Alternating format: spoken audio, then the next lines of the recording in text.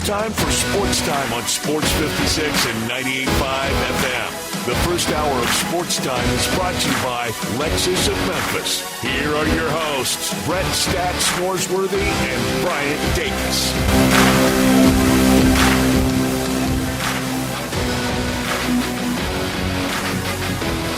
Sportstime, and we want you to join us at 901-360-8255. That's our Sissy's Log Cabin text and talk line. I'm Brett, along with Landon Schmidt. No Bryant today. He'll be back with us tomorrow. Yesterday, Darian Newsom so kind to co-host with me. He's not here today, but he will join us at 4:30.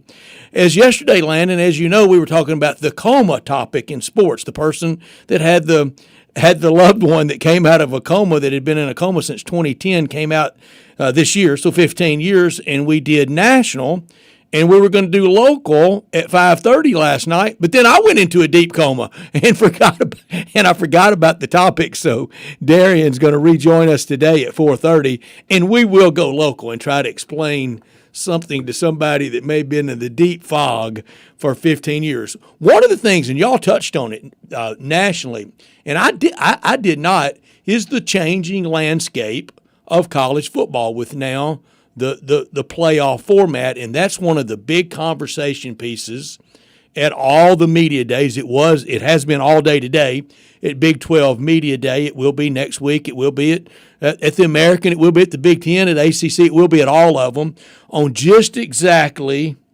what's the right number of teams for the playoff. How many teams should get in from various conferences? Should it be out of 16? Should it be 5 and 11, or however many teams should it be? And you're seeing today at the Big 12 the advocacy for the 5 plus 11, and you're going to hear that from a lot of conferences. You're not going to hear it from the SEC or the Big 10. They don't want that, and I don't want anything to do with automatic qualifiers and them supposedly having a lot of slotting. It's why I go back to, I just want 16 at larges. I love when some of the other conferences don't want any automatic qualifier, but then they say they do want an automatic qualifier for their conference champion. Well, let's just go without any. Let's go just straight through, whether it's 12 or we go to 14 or we eventually go to 16. Well, let's go straight through and have just 16 automatics, and it falls however it falls. And I have said for years, if it falls in the ACC, they get 6. Fine, they get 6, and the Big 10 got 3 and the SEC got 2. Well, okay, that's how it falls out. We know that's not how it will fall out, though, and that's why they want the 5 plus 11. You had Brett Yormark really pushing that today, and you're going to hear it a lot from the other conferences, but I just want the best 16 teams. And I submit that most years, I probably can't go back and prove it through all the years, but I would say through most years, even for that group of 5 team, like the Tigers, like in the year they went to the Cotton Bowl, I think that was 1 spot out. I think it was 17. Most years it will work. They would get in. Cincinnati would have got in another year that they didn't get in when it was just 4. So we have that, and it goes back to when we were talking about going to a playoff format in college football. Wasn't that wild about it? I don't know how much I still am, but it's okay. It's where we're going, and we're in playoff mania across all the sports. Everything's expanded, and then you see just some of those goofy brackets in high school with all the teams that make it, and some of them just aren't representative of making playoffs. But what I said then is, when we go to the playoff, it's not going to be the magic bullet, and that's the end of controversy. And that's the end of, hey, what about this? And, hey, we got robbed. And, last year, a good example of, number 13 and 14 and 15, and I was part of that with Ole Miss, mad that, that we were omitted. Well, it was just 12 spots. We all signed up and knew that on opening day, and if you don't crack through, You sit at home and you complain. Whatever number we go to, 14 or 16, and now you're seeing it with the college basketball tournament and people talking about expanding it from 68. I want nothing to do with that. There's nobody out there. The TV really doesn't want it. The TV's not the new money's not going to be that great for it. And what it's really going to do is it's going to pacify a lot of coaches that otherwise couldn't get in at 68 teams, and now they're going to try to get in when it goes bigger. Then when it goes bigger, that's not going to be enough. Then they're going to want more teams at that point. Landon, it really never ends. The yin and the call for more, and when it all boils down, we know who really belongs and who doesn't. Yeah, absolutely, and I think with the addition of the college football playoffs, I mean, you looked at the broad spectrum of sports. Every single sports league had a playoffs. They had a set up bracket where you had to continue to move on to get to your championship. College football was the odd man out with the BCS National Championship Series, but now with all of that want of, well, what about this team from this one year? One that comes to recent memory was 2017 when UCF went undefeated and finished their undefeated season by beating Auburn in the Peach Bowl that year. And everybody was saying, a New Year's Six game. That was not a playoff game. Yesterday, Matt Michelle misspoke and said playoff. Right. But we had teams like that where people were saying, well, this team finished undefeated, and our national championship that year was not undefeated. And it was, I think, the big draw. The whole transitive property thing. Right. But I think the whole draw was we wanted to give those teams a chance and an opportunity to prove that they belong or prove that I want them to earn a chance. Yeah, absolutely. And I'm right there with you. And that was, I think, one of the biggest things that we talked about last year was, well, you want a spot there? Well, then win. Go do the work. Earn it. Go do the work. Don't lose at home as a 16-point favorite to Kentucky. Yeah, absolutely. And I think we had too much of that. We know who I'm talking about when I say that. Ole Miss. Yeah, absolutely. Well, and even to throw Alabama in that hat last year. I mean, they're don't go to the worst Oklahoma Sooner team absolutely. Since Gomer Jones, that name we looked up, and lose by 3 touchdowns at Norman. Well, and be ranked number 1 and lose to Vanderbilt. I mean, that's just unheard of from Alabama. Georgia. Yeah, I mean, stuff like that. That's not the kind of things that you need to see out of a team who is claiming that they deserve or earn their spot in the playoffs. That's right. Did you watch any summer league last night? I caught a little bit of the Grizzlies. G.G. Jackson is still on fire right now. Yeah, we're not going to get too sore over a bad call in summer league. I wouldn't. No, I wouldn't either. We can throw down too much about it. No, I mean, Jalen Wells is still performing well. G.G. Jackson I can shake good. that loss off pretty quickly. Can you? Yeah, I didn't lose any sleep. I'll just say that. I do think you can team build and get better at summer league. We saw it last year with Jalen Wells. Yeah, absolutely, and I think the Grizzlies right now are showing that. I mean, even Cam Spencer, we were talking about on Happy Hour. What do you have, like 6 threes last night, something like that? Mm-hmm. I mean, we've got guys that are balling out on this team. We just hope that it translates when it counts. And if Cam Spencer, I think it will in time transition to the 82-game slog over the course of an NBA year. I think early next year will be a little soon for it. But whenever it happens, I welcome it, and I think he will be a reliable piece at some point. I don't know if October or November next year is going to be his wheelhouse moment, though.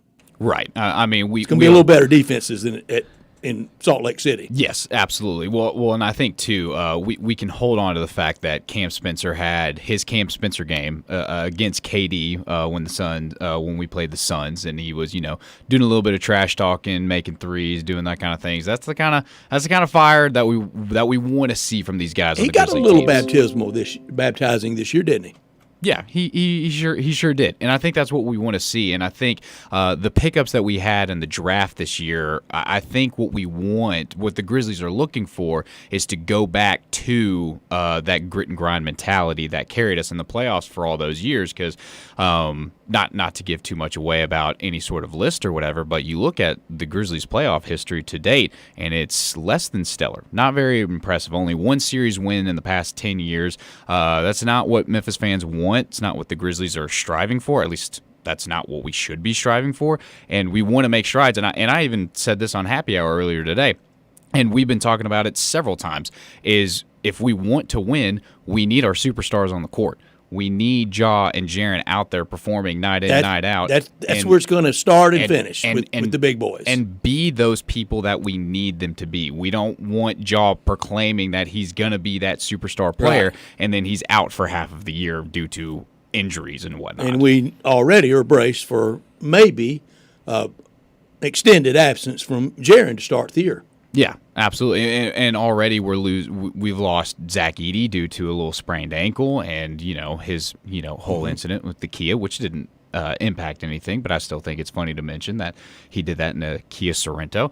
All those kind of things playing factors. We need our superstars on the court, and if they're not, then the results are going to follow. That's right. You're going to go as far as the big boys carry you, and that's going to be up to Ja and Jaren. That's why I was adamant last week after the Jaren news. Next year, Ja's got to be out there, even on some pretty lonely nights with not a lot of help, starting, like you said, without Zach Edey and without Jaren Jackson. He's got to be out there. It can't be pouty. It can't be the hamstring feels a little tight and it's that maintenance night off. No, you got to be out there if for no other reason those hard-working fans that pay big money to go see you. Yeah, and it's called being a pro. Yeah, that was the thing. I even remember I go with Grizzlies games with my buddy a few times, and he even said we go to about 5 or 6 games a year, and he said, I've never seen Ja live. Every time I go, he's out. And I'm sitting there. That's just tragic. It is. And I'm sitting there saying, well, you think of Memphis Grizzlies and it's right now. It's a league-wide problem. It is. We've had those nights that LeBron comes in and he stands over there in civilians. Right. But it hits more home here because it's local. It's our local team, and we want our local It's superstar. our first star. Yeah, we want our local superstar to be that guy. We want him to be that, and he just really hasn't shown it. But when he is out there, he is the dude that's making the highlight reels. He is that guy that's making those plays and is doing a good job. We just need to see more of it. It's a quarterback-driven world across all of football. And later today, we'll continue our rankings of NFL quarterbacks. We go by division. We've already done the NFC East and the AFC East, and today we will do the NFC North. But in the SEC for next week, attending at media days, 3 players from each team, 16 teams, 11 quarterbacks. Here are the quarterbacks that are invited next week at media days. Taylor Green from Arkansas, who could have a really big year. If he stays healthy, Arkansas could be a very surprise team. Jackson Arnold for Auburn, he was at Oklahoma last year. At Georgia, Gunnar Stockton, he was the backup a year ago today. He's now the starter. He started in the playoffs and in the bowl season. LSU, Garrett Nussmeier at Ole Miss, hadn't started a game yet of college football, but Austin Simmons will attend. Blake Shapen, who was hurt last year for Mississippi State and could have a big year this year, he will attend. John Mateer, the Washington State transfer, will represent Oklahoma. Lenore Sellers, everybody expecting to have the blockbuster year. He will be there for South Carolina. Arch Manning will attend representing Texas. Both of his uncles attended SEC Media Days in the day, and his dad in the old Skyriders tour back in the real day. For A&M, they will not have their quarterback there. Marcel Reed will not represent, but Diego Pavia for Vanderbilt will. So 11 out of 16, that's a lot of quarterback talk. Yeah, sure is. You going through those names, is it still a little bit interesting to proclaim Oklahoma and Texas as SEC teams? I'm getting used to it. It was announced in 21. Right. And that was the big news, and that was the first media days after COVID. We had nothing in COVID. But so I'm getting used to it. And, Texas really good last year. Right. Oklahoma was not. And last year at SEC Media Days, all the Oklahoma people told everybody, we're SEC ready. And they were anything but that. Yeah, absolutely. But now with, like you mentioned, the addition of John Mateer out of Washington State, a lot of people thinking he can't miss. A lot of people thinking he's going to be the absolute turnaround for this Oklahoma team, and clearly Bryant thinks so. Shout out to Bryant real quick on his little list, thinking that Oklahoma's going to make the playoffs. I personally am a little bit reserved, but I do have a little bit of personal bias because a certain Washington State transfer that went to Miami, that's now with the Titans, was real good. Seemed to work out really, really well. So worked out well at Washington State for those guys, hadn't it? Yeah, getting sure out of has. there. Yeah, well, if you even want to tie this in with a little bit of Grizzlies action, we got some Washington State guys coming out of there. Yeah, 2 of them, Jalen Wells and now Colin Coward, who everybody's saying he's anything but a coward. So Cedric Coward. Coward. You almost went full Coward on I almost did. On draft night. Well, he's he's on the radio right before us. He so is. It's a little bit easy to mix those guys We up. have to concentrate on Cedric Coward. Cedric Coward. That's Next right. week at SEC Media Days, I really look forward to it. We'll be live from the College Football Hall of Fame. Of course, we'll do Sports Time 3 to 6 live from the desk on Digital Drive, no longer Radio Row. I will call it Radio Row all week in Atlanta from the College Football Hall of Fame. I'll join all the other shows. All our coverage will be brought to you by Landers Ford in Collierville, Sissy's Log Cabin, Jason's Deli, First National Bank and Trust, Jim's Place in Collierville, East Memphis Ace Hardware, Google Salon and Spa, Ronnie Grizzani's in Regalia, All-Star Chevrolet in Olive Branch, and Jimmy McElroy and Associates. So you got your local coma list ready that I blew yesterday that I messed up? Oh, I'm ready for it. I'm ready to talk with Darian about it. Darian will join us at 4:30. Here's the rest of the lineup today. At 3:30, we go to the Star in Frisco, Texas, and visit with Paul Catalina. He covers the Big 12 for 365 out of Waco, Texas, and we'll talk Baylor with them, and we'll talk with him also. We'll ask him about the new contract signed to play basketball between the University of Memphis and Baylor. That'll be a lot of fun. At 3:45, we talk baseball. At 4 o'clock, we always visit with Brent Beard on college football from down in Jacksonville at First Coast News. At 4:30, unless I go into another one today, I promise you. I'll help you remember. We will get to the coma topic at 4:45.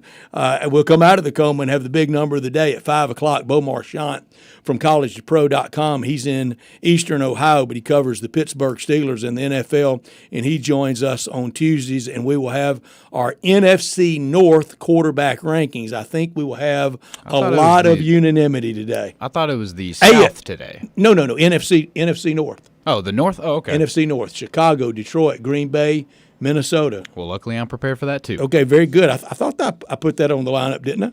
I thought we determined South, but NFC North today, AFC North next week.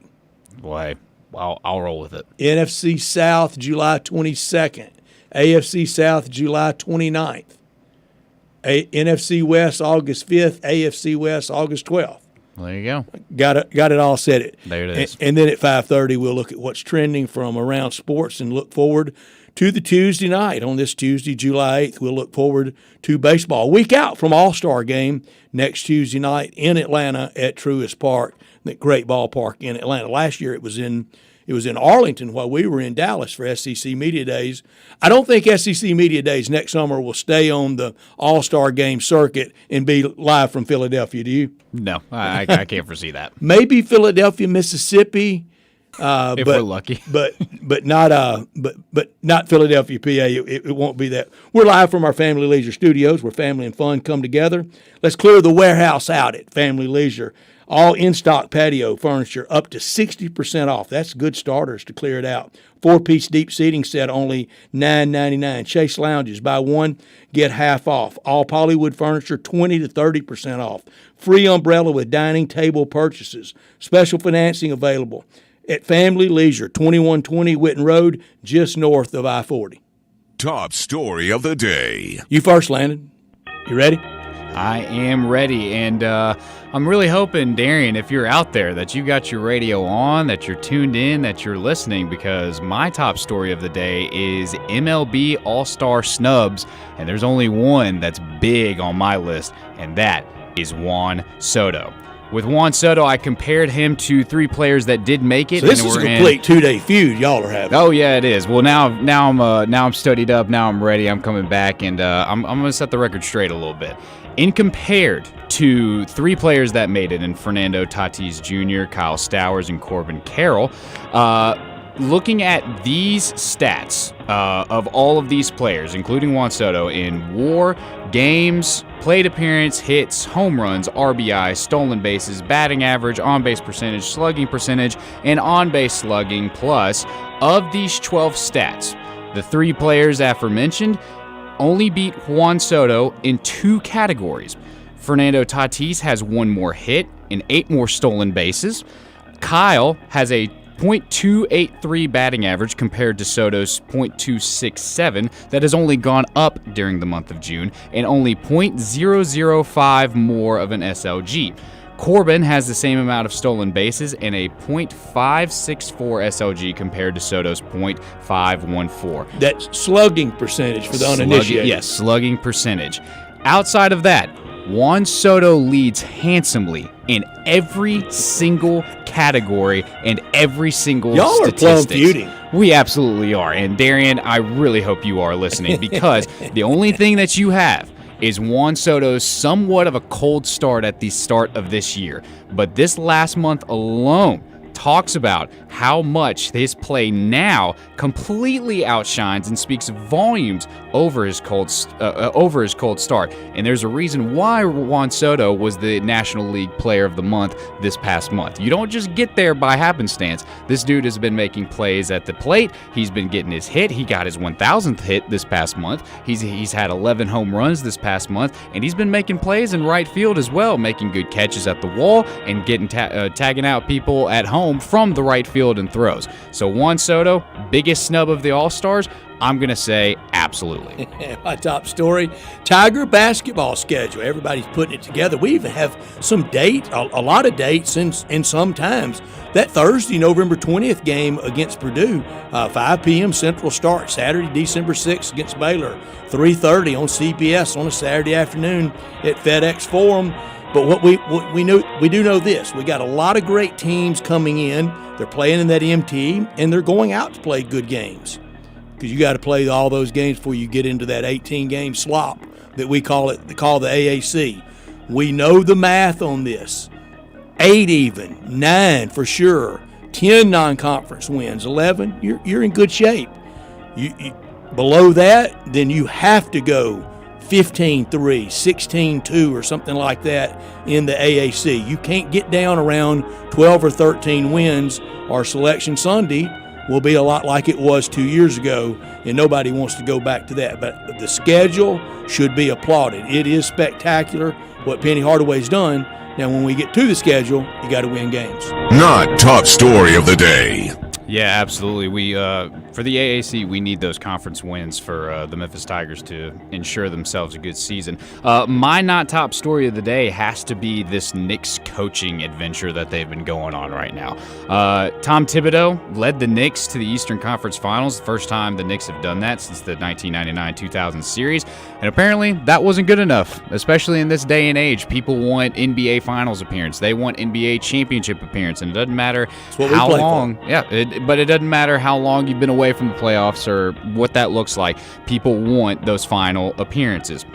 And reports show that fans weren't happy with Tom and his underusage of using his bench and utilizing people, that he wasn't very collaborative with his roster or with his coaches or anything like that. I was even talking with a guy at my gym who's heavily into basketball, and he said it took him playing NBA 2K to realize that the Knicks had PJ Tucker on their team because he just wasn't out on the court. He wasn't playing, he wasn't performing. With Tom being fired, the Knicks needed to look for a head coach, and many of the reports showed that when they first fired him, that the Knicks had to have a plan or a direction or course of action to have a coach lined up. Like, they had a plan in place. And the moments that followed showed anything but that. The Knicks did not have a plan. In fact, they were denied a lot of interviews with coaches such as Ime Udoka, Chris Finch from the Timberwolves, Quinn Snyder of the Hawks, and Jason Kidd of the Mavericks, just to name a few. And with Quinn Snyder, good coach, not a whole lot of accolades there. And then floated the Dawn State. Yes, oh, absolutely. But it showed that they did not have a plan. And now that we finally know that the Knicks have landed their head coach in Mike Brown, who has 2 times Coaches of the Year, he has a championship with LeBron, Cleveland. He has the credentials to have this spot of being the Knicks head coach. I think the big question right now is he going to be the guy to take the Knicks to that place? I think the expectations for the Knicks in this upcoming season is certainly returning to the Eastern Conference Finals, and I think anything less than that is going to be a huge disappointment. But people want the NBA Finals appearance. It's unanimous. That's my not top story of the day. I'm not feeling it at all with Mike Brown to replace Tom Thibodeau. The formal announcement yesterday, that press conference, that looked like a funeral. It was no excitement. It was no rolling out the next big thing. We know Mike Brown's not the next big thing. Okay, maybe Tom Thibodeau was at the end, but you get rid of him and you hire Mike Brown and you try to talk about Mike Brown's championship background. Yeah, he's got championship background as an assistant, sitting on a bench as an assistant coach, helping on a staff that had players like Steph Curry and Tim Duncan and LeBron James and Kobe Bryant playing. 13-18 last year when Sacramento fired him, they weren't feeling any head coaching vibes from him at all.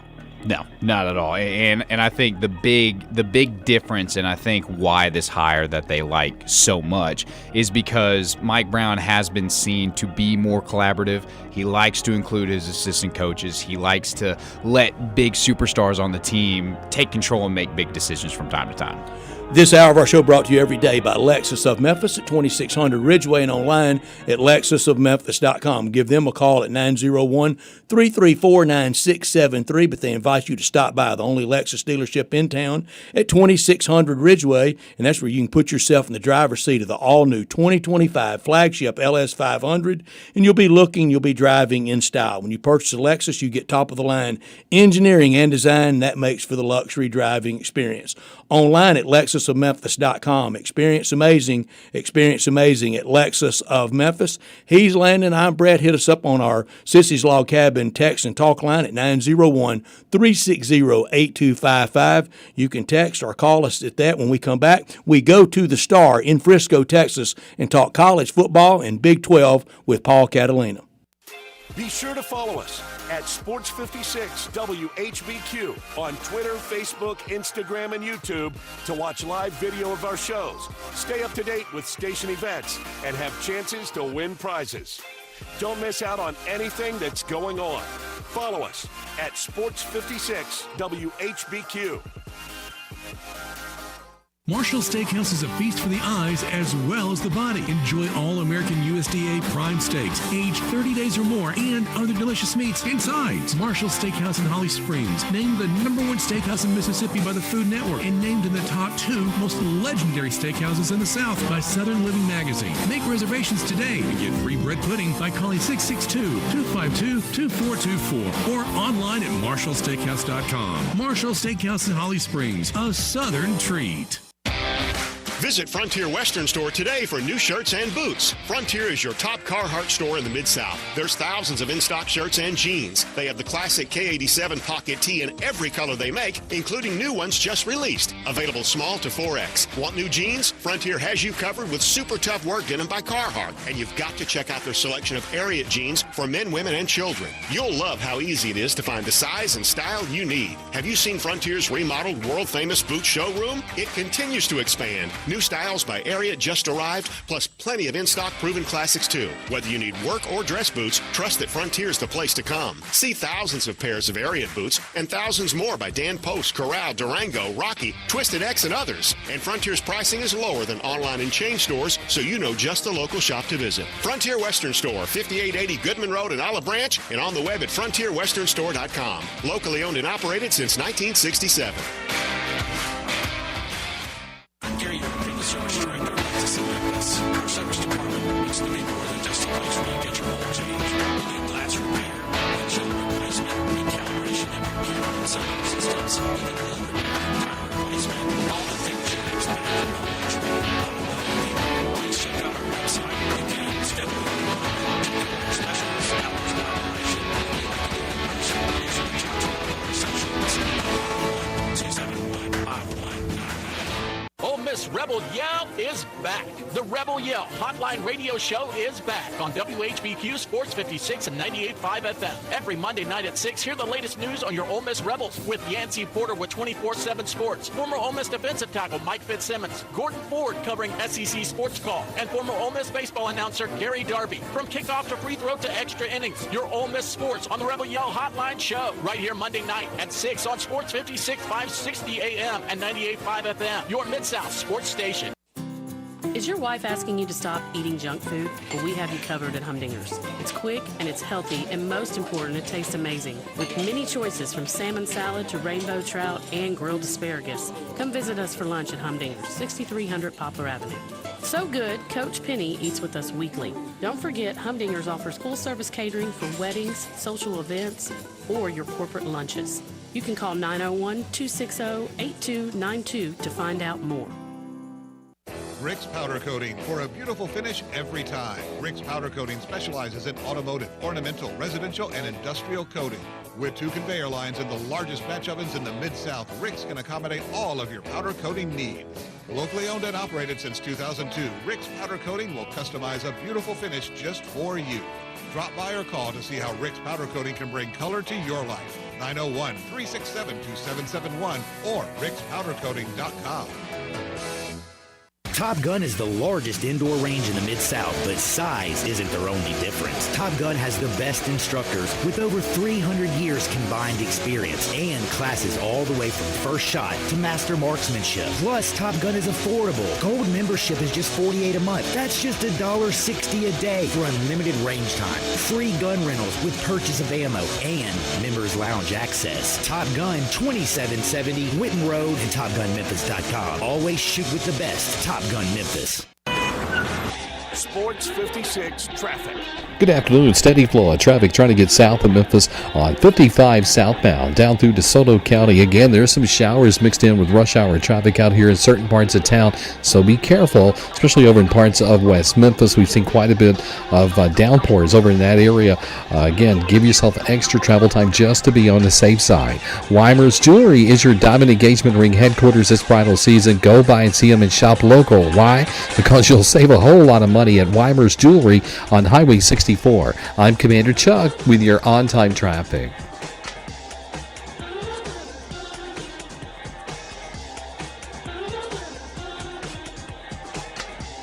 Now back to Sports Time on Sports 56 and 98.5 FM. This hour is brought to you by Lexus of Memphis.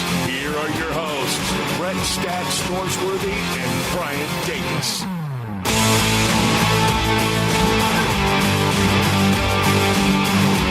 Go deep into the heart of Texas to Big 12 Media Days, and we visit with our friend Paul Catalina. He covers the Baylor Bears for Gig 'em 365, and he's at the Star, the home of the Cowboys, for everything going on in Big 12 Media Days. Paul, good afternoon. Thank you for joining us. I know it's a busy time for you.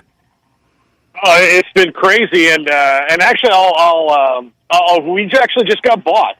We have a new company. We're 365 Sports, and we're covering everybody now. So I just sat down and talked to Chris Kleinman. I'm waiting for Joe McGuire to come over here, and you'll know when he gets close because he bounces. He's like a Kool-Aid man. He doesn't enter the room quietly. So very good. He's nuts.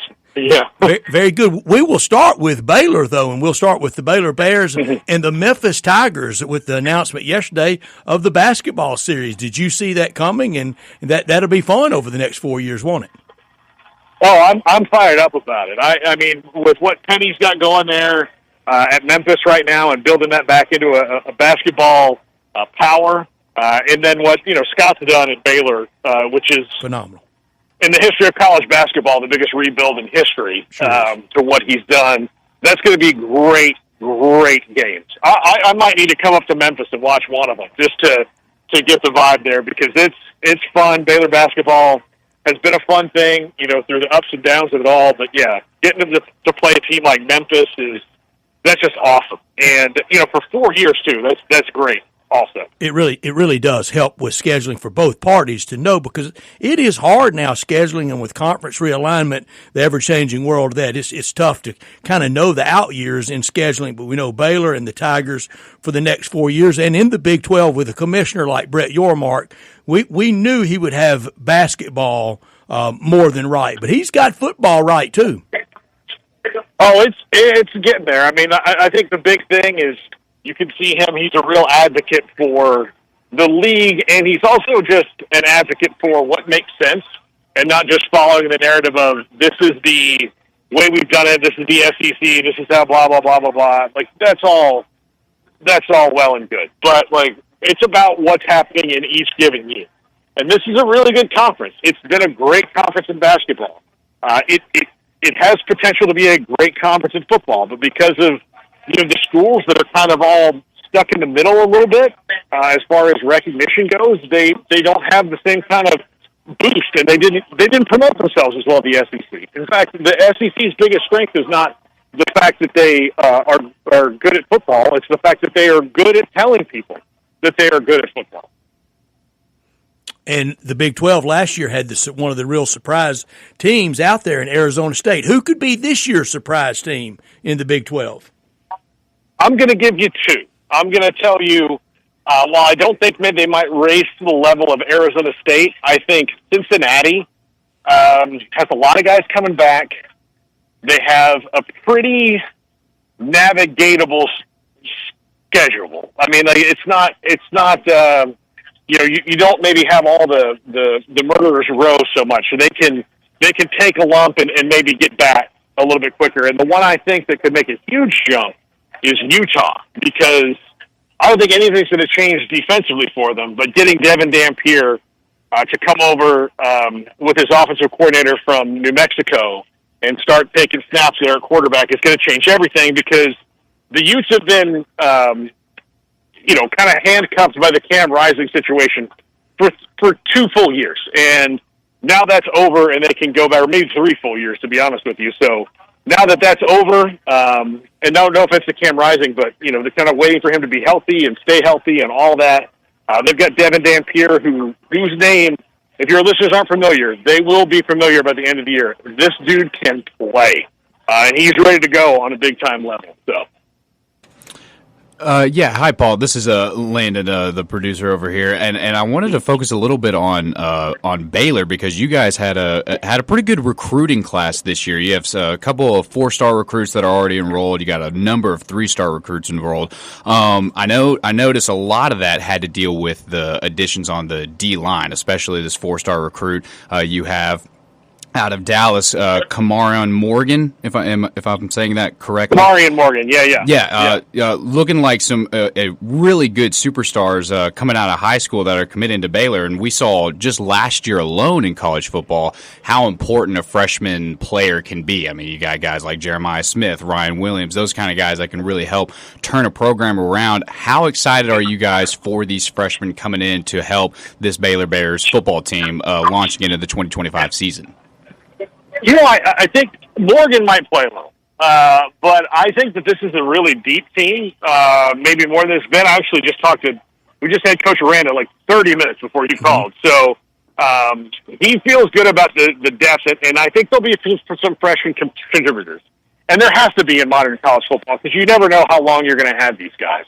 And the scholarships, the rosters are smaller, so you're going to see some of these guys contribute. I think the story with Baylor is that they're getting them, and they're able to compete in the NIL space, and the word's out about the program to where these guys finally want to come in mass, where before, even during Art Briles, like Art Briles got a few of them. Like, he got the Corey Colemans of the world, and he had a couple guys that kind of like Robbie Rose that came in and flamed out real quick. But they never had them all like in the same class. It was like 1 here, maybe 2 here. But for Baylor to have 3 and 4 guys, and look, I think if you look around the Big 12, there have been several 5-stars that have committed the last couple weeks for the class of 2026. Baylor and everybody else is just like turning that corner of getting their own 5-star player. They're all not going to live in 2 conferences anymore. So, the world has changed. So I think that's the bigger story about the recruits, is not necessarily who might contribute. It's the fact that they're getting them, and getting them in groups of them, as opposed to just like, hey, once in a while you get a 4-star guy. Good for you guys. Way to go. Now they've got 3, 4, 5 in the class. Paul Catalina, our guest on our Sissy's Log Cabin guest line at Big 12 Media Days, talking all things college football and particularly the Big 12. That opening night on the Brazos between Auburn and Baylor, how big is it for Dave Aranda? When I left the Sugar Bowl after the 21 season and the Baylor Bears had put it on Ole Miss, I thought Dave Aranda was on his way to coaching superstardom. He still may be, but Baylor's been very patient. How big is that night for him? Because we know in these parts it's big for Hugh Freeze. Yeah, it's very important for Hugh Freeze. He's going to start out well. They started to put a lot behind him there at Auburn. It is a big night for not only Baylor but Waco, Texas, because I've been living in Waco for 20 years now and covering Baylor most of that time. And Ian McCaw, who's the athletic director at Liberty now, was the athletic director before Mac Rhodes. And we have Ian on every week on the show. And every week, somebody wanted to ask him, like, how's scheduling going? Can we get a marquee opponent? And I think most fans didn't care if they didn't want Alabama necessarily, but, like, could you have thrown a Mississippi State in there? You don't have to get Clemson, but can but could you get Pitt? Something like that. As opposed to some of the teams that they were playing, this is, I think, Mac Rhodes' biggest contribution. They got Oregon coming up in a couple of years. They have Auburn the next 2 years. They play Auburn and continue to open up with them this season is a huge, huge deal. Baylor has a fan base that is fickle, and they've been wanting this. And so they finally, after years of asking, they're finally getting it. It's important, and Dave wants it. He's ready for the challenge. Art Briles never wanted to play these schools. He wanted to play them in bowl games. He didn't want to play them in the regular season. Art and Ian didn't want that. That was not their scheduling motto. And it's hard to schedule games, but this is a huge thing. And if Baylor can beat Hugh Freeze on night one, whether it doesn't even completely matter how good Auburn winds up being, that is a feather in the cap that they have not had in a very long time. In the regular season. Now, bowl games are one thing. The Ole Miss game was the greatest season in Baylor history. But to get it in the regular season means something to this team, as they have potentially a Heisman candidate at quarterback in Sawyer Robertson. And they're coming off that momentum. They barely lost to LSU in the Texas Bowl. In fact, don't make a couple mistakes. You win that game. This means something to them. Not that it doesn't to Auburn, but for them, this is a really important time and a great moment to show what kind of program that you are. Would goalposts come down? I've never seen that. Here. They're all sweet Baptist kids, Brett. There's a real church campy feel to Baylor, which is a good thing. Even on Friday night, right? Even on Friday night, there's. At any moment you think if they stop the football game that we could be reading Bible passages at any second. It has that kind of feel to it. So I don't know, maybe. But they didn't turn down after TCU last year, a team they hadn't been in a long time. So I don't know, but it would be a rush the field for sure. I mean, they would rush the field. I know they would, just because of the animus between each of these conferences. SEC, with their chance, it would just be a huge deal. Yeah, the chants go both ways. When the SEC wins, they chant it proudly. When the other team wins, they chant it very derisively. Paul, last thing for you, we sure appreciate your time. Phil Steele, he has a 3-way tie at the top of the Big 12. Baylor, Utah, Iowa State. Who's in that championship game, and who gets that automatic bid as the champion of the Big 12? I told you I liked Utah. I'm not ready to go all that way. I think right now, and we're really bad at this, they won't let us vote in the media poll anymore. They get rid of it. I'm gonna say that because I love Rocco Beck, that it's going to be Iowa State and Baylor, and I think Iowa State's probably a little bit ahead of them, but man, this league will eat you alive. So I will just tell everyone in Memphis who's listening to the show right now, what I say today means nothing as soon as the ball gets kicked off, because this league, 8.5 is the top predictions for the winners. 5 is the lowest. 3.5 games between top to bottom. in this league, and it can flip just that way. Just ask Kenny Dillingham. That's right. It sure can, and it did last year. Paul, thank you so much. Enjoy the rest of your week, and let's check with each other a lot during the year, okay? Absolutely. Anytime you need me, Brett, I will come with bells on. You got it. Paul Catalina with us talking Big 12 football from Big 12 Media Days, and, of course, the announcement of the contract between the Tigers and Baylor for college basketball. He was on our Sissy's Log Cabin guest line. Sissy's Log Cabin, the official jeweler of the hometown teams like the Grizzlies and the Tigers, and that great location at 4542 Poplar. Bill Jones and his team here to stay. Some blow in and out overnight. Not Sissy's Log Cabin, part of the fabric of the community. Supporter of Tigers Athletics, supporter and sponsor for us next week at SEC Media Days, and again will be the leaderboard title sponsor for the FedEx St. Jude Championship when we're out at TPC Southwind in August. They have the Mid-South's largest selection of one-of-a-kind jewelry, engagement rings, wedding bands, necklaces, earrings, 9,000 square foot store at Poplar and Perkins in Laurelwood, with expanded lines for Rolex, Cartier, diamonds, and more since 1970 with all the great locations across the Mid-South. Sissy's, they offer a selection of diamonds, estate jewelry, and fine gifts, official jeweler for the Memphis Grizzlies. And at FedEx Forum, when we get there, back there in the fall for basketball with the floor seat lounge. Unsurpassed value, exceptional service, expansive selection, and a truly extraordinary shopping experience because life's too short for ordinary jewelry. When we come back, Landon and I will talk baseball 1 week from tonight, the All-Star game. We talk baseball next. You're listening to Sports Time. We are real sports talk. Sports 56 WHBQ. Available on your radio dial at 560 AM and 98.5 FM, as well as around the world online at sports56whbq.com. Take us with you everywhere by downloading the Sports 56 app. And at home, just say, Alexa, play Sports 56. Wherever you are, stay tuned in to Real Sports Talk. Sports 56 and 98.5 FM. Top Gun is the largest indoor range in the Mid-South, but size isn't their only difference. Top Gun has the best instructors with over 300 years combined experience and classes all the way from first shot to master marksmanship. Plus, Top Gun is affordable. Gold membership is just $48 a month. That's just $1.60 a day for unlimited range time, free gun rentals with purchase of ammo, and members lounge access. Top Gun 2770 Whitten Road and TopGunMemphis.com. Always shoot with the best. Top Gun Memphis. When life crashes into you, literally, NST Law doesn't just show up with a briefcase. They show up with heart. They sit with families after devastating wrecks, look them in the eye, and say, we've got you. No scripts, no legal jargon, just real people fighting for real justice. If someone turned your life upside down, NST helps you stand back up. They've been doing this for over 35 years and have won billions for their clients. NST is the way to go. Call 683-7000 or go to nstlaw.com.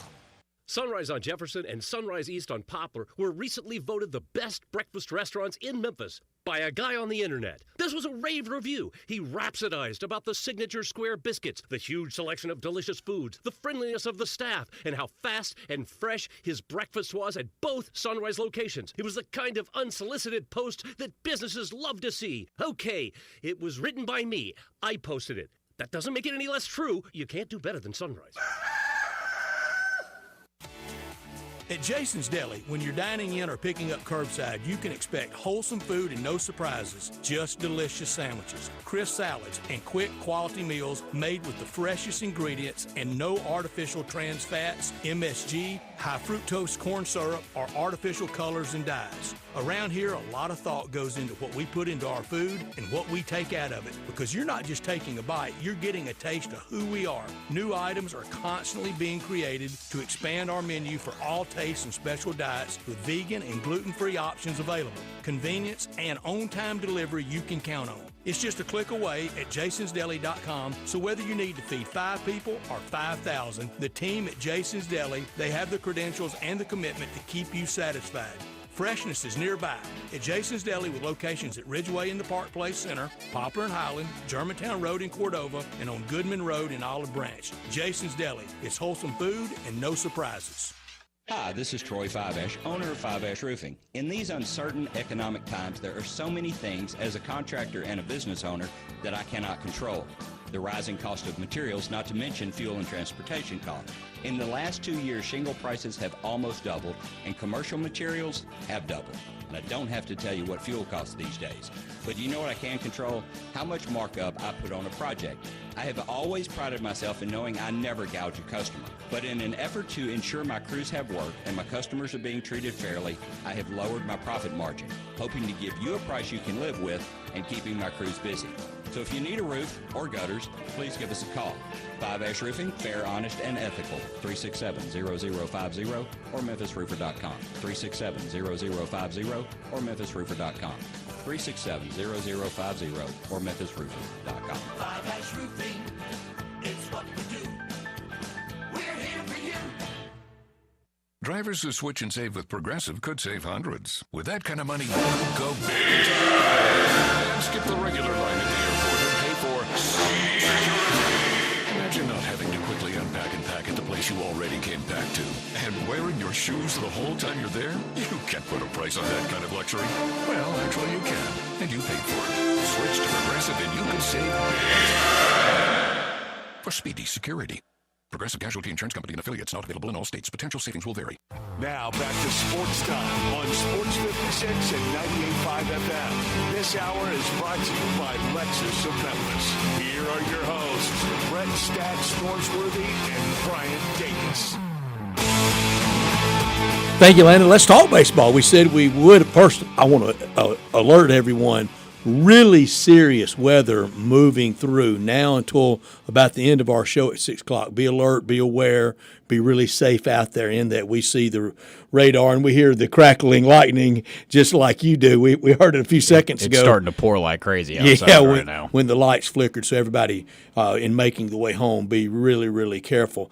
Tonight, full Major League Baseball schedule, full docket of games, 1 week out, everybody trying to either just lumber to the All-Star break and get there, not any more scathed. They are some trying to put together a streak. And a lot of teams like the Detroit Tigers, Landon, I bet they wish there wasn't any break. Keep on playing 58 and 34. That's 24 over 500 and rolling. Yeah, they're playing the best baseball in the MLB right now, and they are completely and totally on a roll, with no signs of slowing down tonight as well. That could be some cold weather October baseball in Detroit. Yeah, it absolutely could. And with at Comerica Park, yeah, almost at Tiger Stadium. With Tampa Bay coming in town, which Tampa Bay's been also hitting some streaks of getting some hot streaks, been playing some really good baseball. Of course, they always do. Oh, they always do. But they Kevin also, Cash is always there with good teams. Yeah, but they also capitalized over the Mets' long strand of not playing good baseball, that huge losing streak. But Mets also looking to come out of that on the other side and continue their winning ways against the Orioles. If the Yankees went into the break really struggling, not scuffling, there's a difference between the baseball scuffle and the struggle. In the name of shaking things up, you think Aaron with the famous middle name in Boston, Boone, would be out? I don't think so. I don't either, but it's ALCS playoff advancement. He's got to do it. I mean, he's managed the New York Yankees and won nothing with them.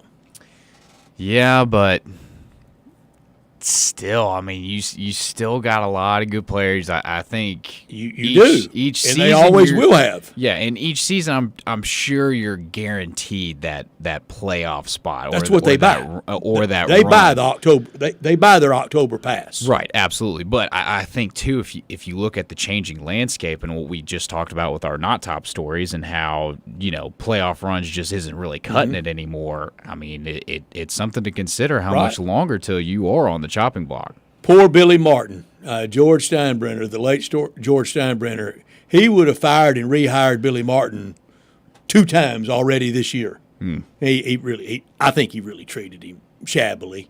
horribly, but Billy Martin liked it, and he didn't mind leading with his chin and getting fired, and was always great at kissing and making up. Your Mets tonight against the Orioles. The Orioles have underachieved before the break. Almost said the first half before the break, and the Mets trying to get into the break, playing a little bit hotter. Almost no hope for the Rockies. After the break, all that's going to be in doubt for the Rockies is, can they get to 35? Yeah, that's you would hope for They're that. going to shatter Chicago from last year and hold the fewest numbers of wins and the worst percentage since the 62 Mets, the first year the Mets were in baseball, with Casey Stengel managing them. Yeah, and I was even talking with Elisha, who is a big Rockies fan. Sorry, Elisha. Good luck, Elisha. Yeah, sorry about that. But I was telling him, how quick do you think we're going to reach triple digits in that loss column for the Rockies? And it's unfortunate to be talking about, because that's things are trending in the wrong direction. 21-70, let's say 3 more this week. So 73 coming out of the break. 2 full weeks left in July. Add another 9. That's 82. You get 18 by August 28th, don't you? Or before. Yeah, I mean they're not winning any August series. 20th. They're not winning any series. They They're just winning lost anything. they just lost their series against the White Sox. They're hoping to get that lucky strand against who was it? It was against the Rays, wasn't it? Or was it the Marlins? Yeah, It was went against the back to back. Marlins. Yeah. Or 3 in a row. Yeah, they won Yeah. that series Yeah. against them. That's what you're hoping for if you're a Rockies fan, but it's not looking too hot. And who they're playing tonight is what has been a disappointing team that I was red hot about was the Red Sox. And next week at SEC Media Days on All-Star Tuesday, we will do what we've always done. We will get this year's starting lineup, American League, National League, and compare it to the last time the All-Star game was in Atlanta, and I think that was around 2000 or so.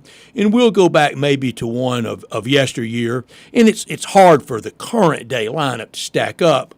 I mean, even against the last time I've looked, and it was stellar the last time it was in Atlanta at the TED, where the Olympic opening and closing ceremonies and a lot of track and field events were held for the 96 Summer Olympics. And then when you compare it to, you go back to one in the 70s, 80s, it's tough for now to hold up against that, and especially with this very young team and a lot of first-timers in this all-star game. We wrap up the first hour. When we come back, we will talk college football, and there'll be a lot of SEC with Brent Beard, but it'll be ACC and AAC and what's going on at the Big 12, his thoughts on that. We talk college football when we start the 4 o'clock hour with Brent Beard. He's Landon, I'm Brett. We're Sports Time. Stay with us.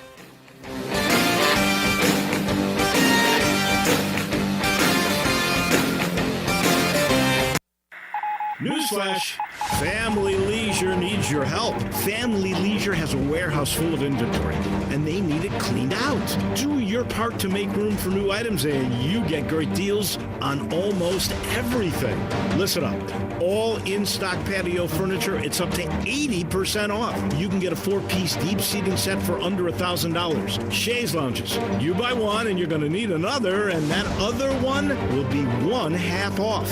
All Pollywood furniture. It's now 20 to 30% off. You buy any dining table, you're going to get an umbrella absolutely free, and they're not cheap. Now, is financing available? You better believe it. Special financing is a go. To sum it all up, Family Leisure has got to clear out its warehouse inventory, which means you're going to rack up the savings. Help Family Leisure clear out the warehouse. Family Leisure, Whitten Road at I-40, where family and fun come together to clean out the warehouse. I think a lot about golf, and when I think golf, I think Miramichi. Did you know Miramichi Golf Course offers membership? It's a great way to play more golf for less out of pocket. Their memberships run for $300 a month plus tax, and that includes unlimited rounds and range balls, no extra card fees, priority tee time booking, and discounts in the pro shop. Oh, by the way, there's no initiation fee. Miramichi green fees, they'll allow you to choose the right rate at the right time on the right day for your needs. If morning tee times are more more important, you can book up to 14 days ahead of time to reserve your spot. If rate is more important to you, there are discounted evening rates available that you can choose from. Miramichi is now open on Mondays, and you'll find the lowest rate is on Thursday. Sometimes you just need to escape the hustle and bustle of life. Miramichi Golf Course provides just the right place to solve that need. The name Miramichi means place of happy retreat. When you need a quiet, peaceful round of golf, please make your way to Miramichi. When you're hungry for good meat, trust the family that has been feeding Memphis since 1967. Charlie Hogan and the Triangle Meat Company, formerly Charlie's Meat Market. Trust Triangle Meat for fresh beef, hamburger, and roast. Trust Triangle Meat for delicious pork ribs, chops, and butts. And trust Triangle Meat for tender chicken you'll love. Feeding lots of folks, Triangle Meat Company has all the meat you need. Shop Triangle Meat Company, 8 to 5, Monday through Saturday, 4790 Summer Avenue, 901-683-1192. Fresh or frozen, big or small, trust Triangle Meat Company. Please help the children with back-to-school supplies. 1 out of 4 families can't afford to buy back-to-school supplies for their children to go back to school. Teachers have to pay out of pocket for needed materials for their classrooms. So please help the children by dropping off essential school supplies for the school year. You can drop them off at First Metropolitan Financial Services, 6295 Summer Avenue or 7239 Winchester. Help children by helping stuff the bus. Getaway Sports Bar, the best kept secret in town. Open noon to 1:30 a.m. 7 days a week. Garvin, the owner, created this SEC NFL Dream Bar over 20 years ago. You'll never miss a minute of action. 10 TVs, 5 70-inch TVs for all the big games. Rack them up on 6 pool tables. Coldest beer in town. Grab you a pool stick and get you some good bar grub. 100% Angus burger. Big and moist chicken tenders. Daily happy hour Monday through Friday, 2 to 6 p.m. with long neck and mystics. 225 Getaway Sports Bar, 4632 Winchester.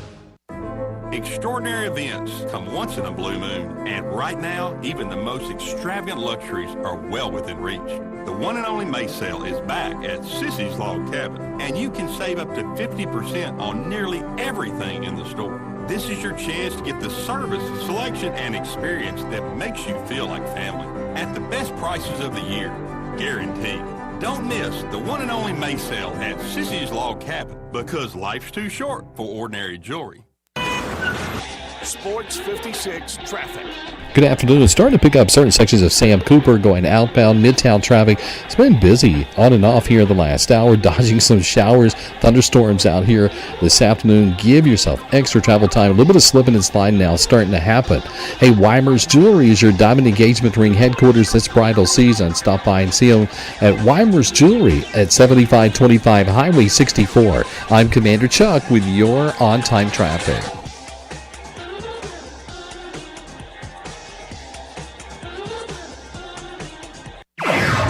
Memphis's original sports station. We are Sports 56, WHBQ Memphis, and W253DF Memphis.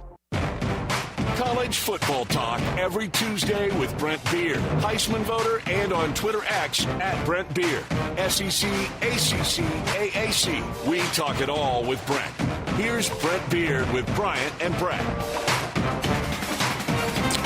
Bryant's out today, Brent Beard, so you got me and Landon. But before we proceed, Brent, I know you won't mind, as you heard Commander Chuck with the traffic update outside right now. The weather is blowing in at a very, very severe rate. Be really cautious. Wherever you are right now, make good decisions. Get to where you need to be, because heavy winds and a lot of rain, and particularly all over, particularly in the Millington area right now. Proceed with a lot of caution. Be safe out there. Make good choices. Y'all know I'm not much of an alarmist about things like this, but this is one of the time not to hit the alarm, but to be really on the safe and cautionary side. Brent Beard, thank you for joining us. How are you, friend? Well, I'm doing okay. We're having something similar here. It's not. Well, be careful to that point that you guys have, but it is. Well, it's that point that, as I just texted a good friend of ours, someone you know well, I said it's time to get low. Yeah. Oh, yeah. Absolutely. Listen, and radio is perfect for warning people about things like that. It's what we're here for. And you may remember these guys, Tommy Charles and John Ed Willoughby. Oh yeah. I knew John Ed better. Yes, they were on. Brett, I'll never forget this. They were on Morning Drive in Birmingham, and you may remember this, but they got in a lot of trouble. yeah. Well, yes, they did. Birmingham had one of those snows that basically shut everything down for several days, and those guys normally they push things to the edge. They were always pretty funny, but for frankly, at least for 2, if not 3, they helped everybody. Yeah. By people would call in and they'd say, "Look, this is my situation." It's what the airwaves are for. They're literally the public's. They really are. So that we talk sports and we love that, but there are really different times, frankly, where what we do, particularly you guys on every day, can virtually be life-changing at times. I know, Brent, when that springtime outbreak or whenever it hits, people get mad about their shows on. And this year we had it during the Saturday night of the Final Four, and there was a lot of and there was a lot of blowback at the local CBS affiliate because people were wanting to watch the games. It's a tough call to make, but that Wednesday night before that, I'm telling you, and our friend Darian Newsom also works at Action News 5, the NBC affiliate. Ron Childers helped me that night. I'm not going to be overly dramatic and say saved my life, but I can tell you when I'm under my coffee table or dining room table and I have a cushion over my head and I'm trying to listen to Ron Childers, it matters, and the TV and radio airwaves are for that. So with that, again, an abundance of caution right now. This is one blowing through, not to play with, and everybody be really careful. So we got the list of attendees for next week at SCC Media Days. It's quarterback heavy. Brent, I've always said there's a reason why they have the best looking girlfriends. Well, now to go along with that, Brent, they've got the money to go along with the looks and the prestige, correct? Right. Big old nose guard's not making NIL cash the quarterbacks are making, are they? No. The starting center is not. He doesn't have that luxury. We joke, but that's one of the chemistry issues that is pretty toxic brew out there right now in college sports. Yeah, no doubt. The NFL's always had to deal with it. That offensive line, they don't want to be chastised by the starting quarterback because we can just do an Olay job and that middle linebacker will be right in your grill. You're having it around college football. Brent, we even heard that going to Columbus last fall, that in the Tennessee locker room, everybody had their hand out wanting something for the college football playoff game, and they weren't alone. That's just one example. It's local that people can understand. It's a lot of that at bowl time. It's a lot at big game time. And these coaches, I don't know how you get a handle on it until we get some, I don't like this word, but guardrails around NIL and paying the players. No, we talked about that for weeks now. That and the other thing that's come up is, and again, people don't want to talk about it, but Danny White at Tennessee has not been afraid to talk about it, and that's collective bargaining. And I don't want to make this a lawyer agent show or segment, but I think because we're minus both, we're neither lawyers nor agents. Yeah, exactly. Yeah, I tell people I came from a family of them, but that's not who I am. But yet we don't. And again, we don't like it. But the reality is, people who would know will tell you that they're going to fight it. But eventually, that's where we need to go. Yeah. Next week at SCC Media Days, what's the first thing you want to find out about a team or a player or sentiment around the conference, 9 games? What's the first thing when you get there you're going to start trying to figure out? I want to find out, are we staying at 8 or are we going to 9? And that is the and look, Sankey can't hide from that, can he, Brett? No, he cannot. I don't think he's trying to. And when you're seeing a lot of these long-time athletic department employees severed, not laid off, severed. They're looking for every way to get more money. Well, here's how you get more money: play games people want to go see. Nobody wants to go see the FCS opponent against the SEC. COVID proved we wanted more conference games. We played 10 that year. Poor Oklahoma opening against Illinois State. Ole Miss, Georgia State is FBS at least, but later in the year Citadel is not. Arkansas not playing Texas A&M, but Alabama A&M. People don't want to go to those games. No, they really don't. I've got a friend in the media, Bill Shanks, who you probably know, in Georgia, and he says, I don't like the cash for clunker games. That's how he puts it. So, and it's and I tell you what, that 2020 season, you mentioned that, and folks sometimes we have short memories, but it was a great season because you knew. Season was shorter. They did play 10 conference games. We had to get it in. And look, by the way, people forget this. Brett, we used to hear all this stuff about, well, it takes 10 years to get these calendars and schedules together.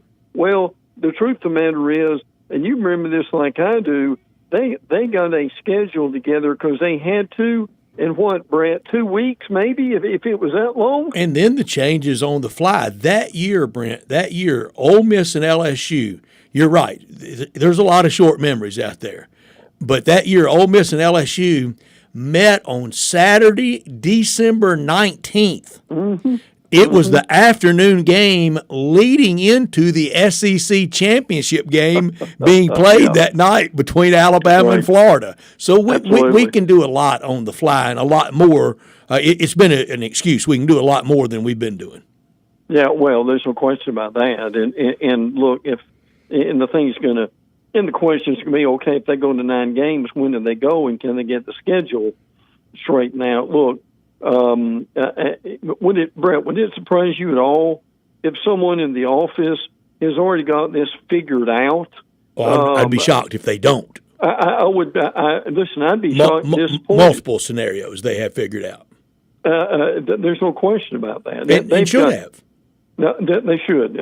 Someone in that office is gonna have. Okay, here's your 9-game schedule. If that's where we're going for the next 5 years.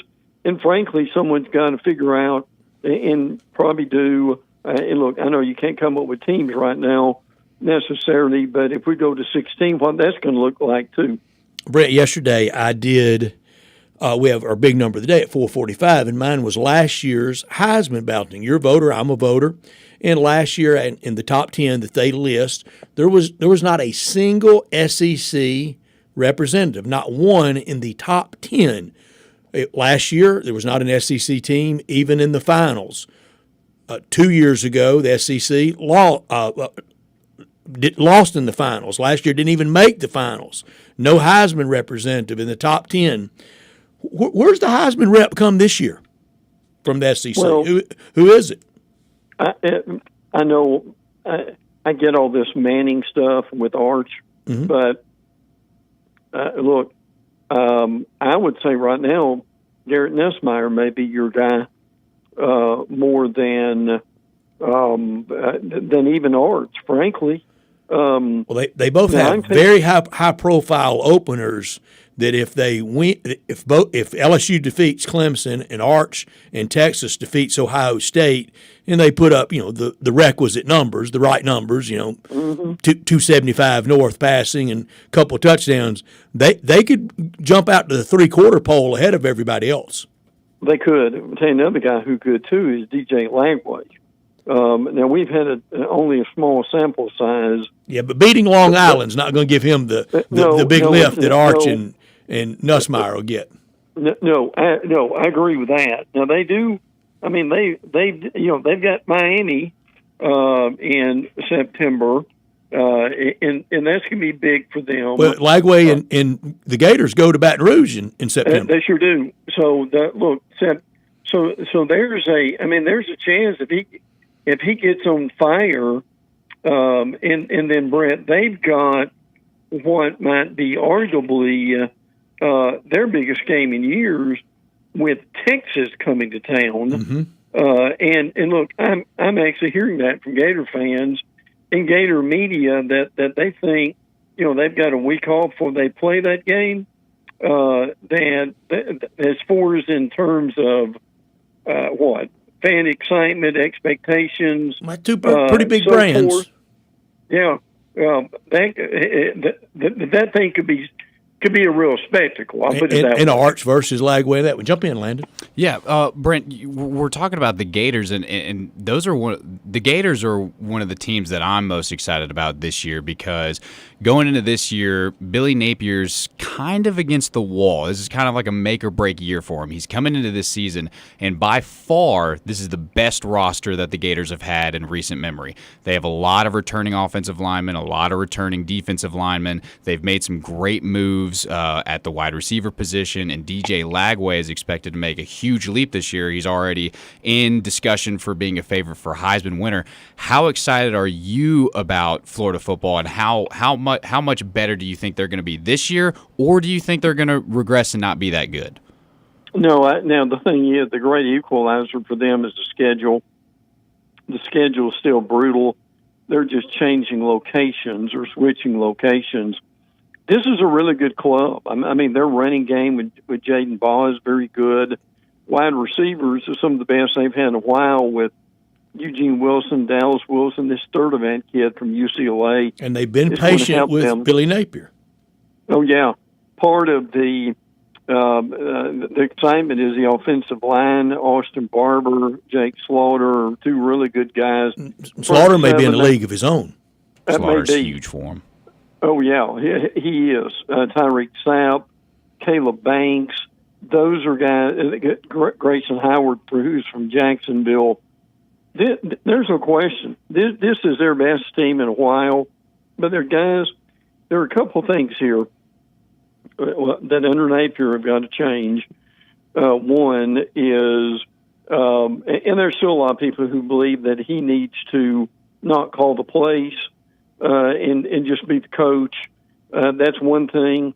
But the other thing, and this may not mean much to a lot of people, but this is literally cost them games during Napier's tenure, is their special teams at times is abysmal. They've had times where they've had like 20 guys go on the field because they were confused. Yeah. They got a penalty. You can play 10. You can't play 20. No, and listen, they had a couple times where they had a very makeable 43-yard field goal that ended up being a 48-yard field goal that was just outside the guy's range, and at 43 he would have made it. So that there are still things like that people bring up when you talk to clubs and Gator fans that it's better, but those things have got to change. And it felt like late last year, I was recipient of some of it, the wins over LSU and Ole Miss, it felt like maybe getting the swamp back. Now, I mentioned that LSU game. That's in Baton Rouge at Tiger Stadium, and you mentioned Miami. That's at the Dolphin Stadium when they play the U. But you said Texas and Gainesville, October 4th. That's the one they got circled for the swamp to really show out. There's and again, back to our conversation last week, their schedule is frankly impressive enough to where now a lot would have to happen with this, and I'm not saying they would get in, but with that schedule, let's say they had close losses to Texas and Georgia. And Ole Miss, teams that would certainly be either in discussion or flirting with discussion, and they end up 9-3. And that's what I have 9-3. Yeah, if that committee takes seriously, guys, strength of schedule, and again, I'm not saying they would get in, but they would at least be able to be in the conversation. But, Brent, the precedent set last year, I just don't think a 3-loss SEC team is going to jump the line on even 2 losses from some leagues, but the scenario for multiple Big 12 teams to fall on one, and maybe the team that plays in the championship game gets their second one there, but only one going into championship weekend. Same for the ACC. We saw it last year with Clemson against SMU. SMU lost, but still that was the second time they got dinged and they got in. I just don't know how you reverse that precedent from last year in 12 calendar months and go, okay, we're going to have the SEC teams leapfrog all these teams. We've had guests yesterday and today from down in Frisco at Big 12 Media Days. Yesterday, our friend Matt Murchell. Today, Paul Catalina. Both of them, they're very bullish on that league. And when the ACC, when they get together, they're going to be, and they should be. I don't think there's any place for a 3-loss team, no matter the strength of schedule. I think it just depends on what that committee does. I follow your logic, and I agree with that from the precedent from last year. But will we get the same thing this year? Now, I think when we expand it to 16, it gets a little easier. 9 and 3 can get in. Mm-hmm. But we're not this December. We're at 12. You know that, and that's why I have been pretty forceful in my comments about Hunter Yurachek from Arkansas, the SEC representative, not getting in there and fighting for one of the 3. Pick your pick your one out of the 3 of South Carolina, Ole Miss, and Alabama. I know all 3 did a lot to throw it in the hands of the jury and eliminate themselves. They did, and I've talked. I talked at the time about it, and I've talked ever since then. But how are you going to say, okay, last year's precedent means nothing this year? Well, and I agree with that. I just think there's just still some doubt about what this committee would do. But we'll go with the logic from last year and think where that's going to go as far as if we have something similar. So, but anyway, that's going to be fascinating to see where. Are you keeping an eye on Big 12? I know you'll watch ACC in a few weeks. Are you keeping an eye on Big 12? Yeah. Oh, sure. Oh, yeah. Absolutely. And one of the dumbest things I've ever heard was not having a. Now, if they've changed this, Brett, tell me. But my understanding was the Big 12 is not going to have a preseason media selection. Because they got burned last year with Arizona State. So be it. Yeah. Whatever. Yeah. Well, look. If you're my stars, if you're the Big 12, I mean, guys, don't you do everything in your power? If you're any league, you do everything in your power to promote yourself. Now, some of our votes at SEC some of them are pretty ridiculous, and it's why I wish we would all agree to and sign something that everything we vote on is public, and they release it. Yeah. It's not left to us to post it on Twitter or send it out on anything. Oh, yeah. If you vote and you send it in, you are subject to this being public record. I'm fine by it, and I feel the same about Heisman voting. Yeah, I agree. I would be too. But the Big 12 having that opportunity, and look, guys, we all know whether you're a newspaper, radio, or television, they're not going to discuss everything that happens at Big 12 Media Day. But if you're talking about it, and even if you've got a 30-second blurb, aren't you going to mention the team that the media selected to win the conference? I think shouldn't every year you do have. I think people are doing. I don't know what they're doing because it's not what I do, but I think people are voting, having a little fun. We always get a Vandy to win the SEC championship. Oh yeah. Okay. I guess. I guess that person, come presidential election time, they vote for the Bull Moose Party candidate. Oh yeah. But that's their business. But I think it should be released, and I think that would thin some of that out. Brett, do you remember? And help me if I mix the names up. But the Post Herald in Birmingham for years had this. The media would do their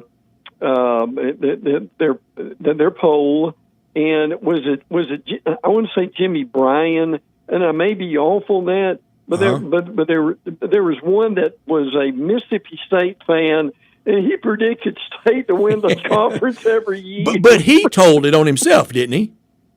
He may have I don't now. I wouldn't do it, but next week, whoever kind of that recalcitrant Vandy voter is, if somebody said, "Yeah, that's me," then cool.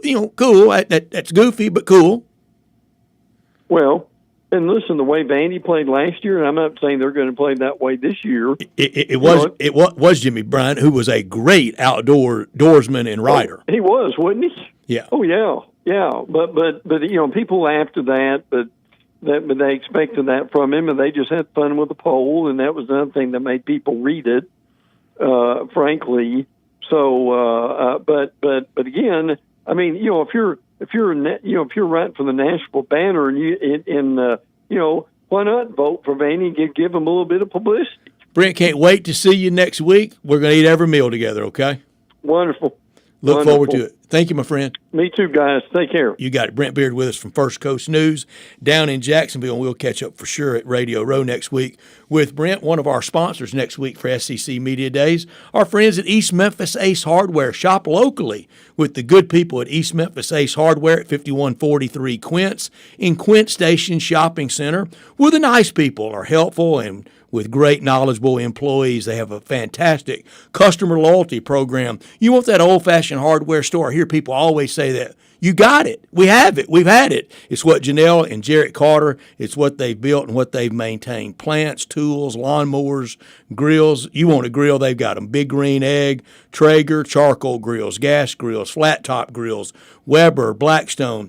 East Memphis Ace Hardware with everything you need to get cooking. Knowledgeable advice on how to choose the right grill for you. Outdoor power equipment, paint and supplies, tools. Decorate that yard for football season with tigers and all the SEC yard decor. Outdoor living with patio furniture, coolers, all the great brands. Steel, Toro, Milwaukee. Ace really is the helpful place, and at East Memphis Ace Hardware, that's the local friendly place at 5143 Quince in Quince Station Shopping Center at Quince and White Station. We come back, I promise you, we get to the local Coma topic, and Darian Newsom will join us. You're listening to Sports Time on Sports 56 and 98.5 FM. Add a little fun to your lunch break. Join Johnny Radio for Sports 56 Happy Hour from 11 to 1 every weekday on Sports 56 and 98.5 FM. You know, sometimes I wish I had a gun. Well, I'm armed, but before I bought one, I still went to Top Gun Academy to learn to protect myself without a gun. How is that possible? Top Gun's personal protection training. It's perfect if you want to protect yourself without firearms. I don't know. And it's perfect if you feel the need to carry a gun for self-defense, because the last thing you really want to do is shoot. That is scary. Not at Top Gun. It's very comfortable, and you learn to load, handle, and shoot a handgun safely. Protect yourself. Go to Top Gun Academy. They're at 2770 Witten Road. The very last thing anyone wants is to burden their family after passing. That's why having a trust or a will is essential. It ensures your loved ones, your spouse, children, or anyone you care about clearly understand your wishes and don't have to deal with confusion, drama, or legal hassles while grieving. Without a will, your assets could be distributed in ways you never intended. People you care about could be left out completely. Also, probate can be a long, complicated, expensive process. And it's avoidable if you have a simple trust in place. A trust or a will sets a clear plan for how you want your estate handled. They're simple, affordable, give you peace of mind. I have a simple, revocable trust, and knowing my family won't have to go through probate brings real comfort. Trustandwill.com. They make it easy. They're the leaders in creating personalized trusts and wills to protect your legacy and loved ones. Do the right thing. Protect your family. Visit trustandwill.com today for total peace of mind. Since 1948, in the alley, the Rendezvous. I'm with John Burgos. John, what's going on in the Rendezvous? Brett, after 76 years, we've decided to expand our product line. Anyone who's tasted our ribs is familiar with our vinegar base. It's now available in a 32-ounce jar. It's so good to base or marinate all meats. I even put a little bit on turnip greens. Something we've been using at the restaurant or our house has been the Greek seasoning.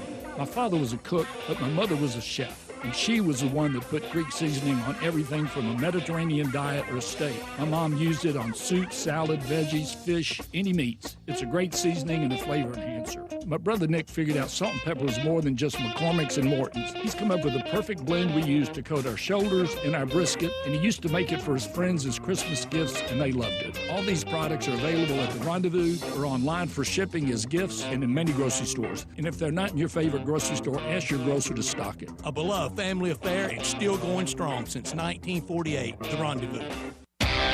Visit Frontier Western Store today for new shirts and boots. Frontier is your top Carhartt store in the Mid-South. There's thousands of in-stock shirts and jeans. They have the classic K87 pocket tee in every color they make, including new ones just released. Available small to 4X. Want new jeans? Frontier has you covered with super tough work denim by Carhartt. And you've got to check out their selection of Ariat jeans for men, women, and children. You'll love how easy it is to find the size and style you need. Have you seen Frontier's remodeled world-famous boot showroom? It continues to expand. New styles by Ariat just arrived, plus plenty of in-stock proven classics too. Whether you need work or dress boots, trust that Frontier's the place to come. See thousands of pairs of Ariat boots and thousands more by Dan Post, Corral, Durango, Rocky, Twisted X, and others. And Frontier's pricing is lower than online and chain stores, so you know just the local shop to visit. Frontier Western Store, 5880 Goodman Road in Olive Branch, and on the web at frontierwesternstore.com. Locally owned and operated since 1967.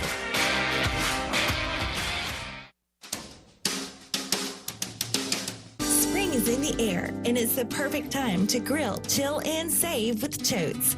Install a new generator, tankless water heater, or Carrier HVAC system, and you'll get your choice of a free green egg grill or 36 months no interest financing. Stay powered during storms. Enjoy endless hot water and slash your cooling costs this summer with a high-efficiency Carrier system, and grill some slow smoke barbecue on us. But hurry, this special ends soon. And if you're dealing with plumbing or electrical problems, Choates is here for you too. Give us a try and take $60 off your repair. Leaky faucet, clogged drain, broken outlet, lights flickering? Call Choates and save $60 on your plumbing or electrical repair service. Call 347-8086 or visit ChoatesHVAC.com today. And remember, Choates, let our family serve your family. This traffic brought to you by Raleigh Tire Auto Service, your local family-owned business for over 60 years. Sports 56 traffic. Good afternoon. A little bit of slipping and sliding going on out here with the weather moving through our area just in time for rush hour traffic. As traffic gets a little bit heavier on 40 eastbound. We checked it there around Hollywood all the way over to White Station as traffic gets a little bit busier here in the last few minutes. Trying to get south of Memphis, 55. Heavy but moving down through DeSoto County. Hey, Dandelions, Crabgrass, Lawn Solutions here in Memphis says give them a call this summer. Lawn Solutions, 867-5626. I'm Commander Chuck with your on-time traffic.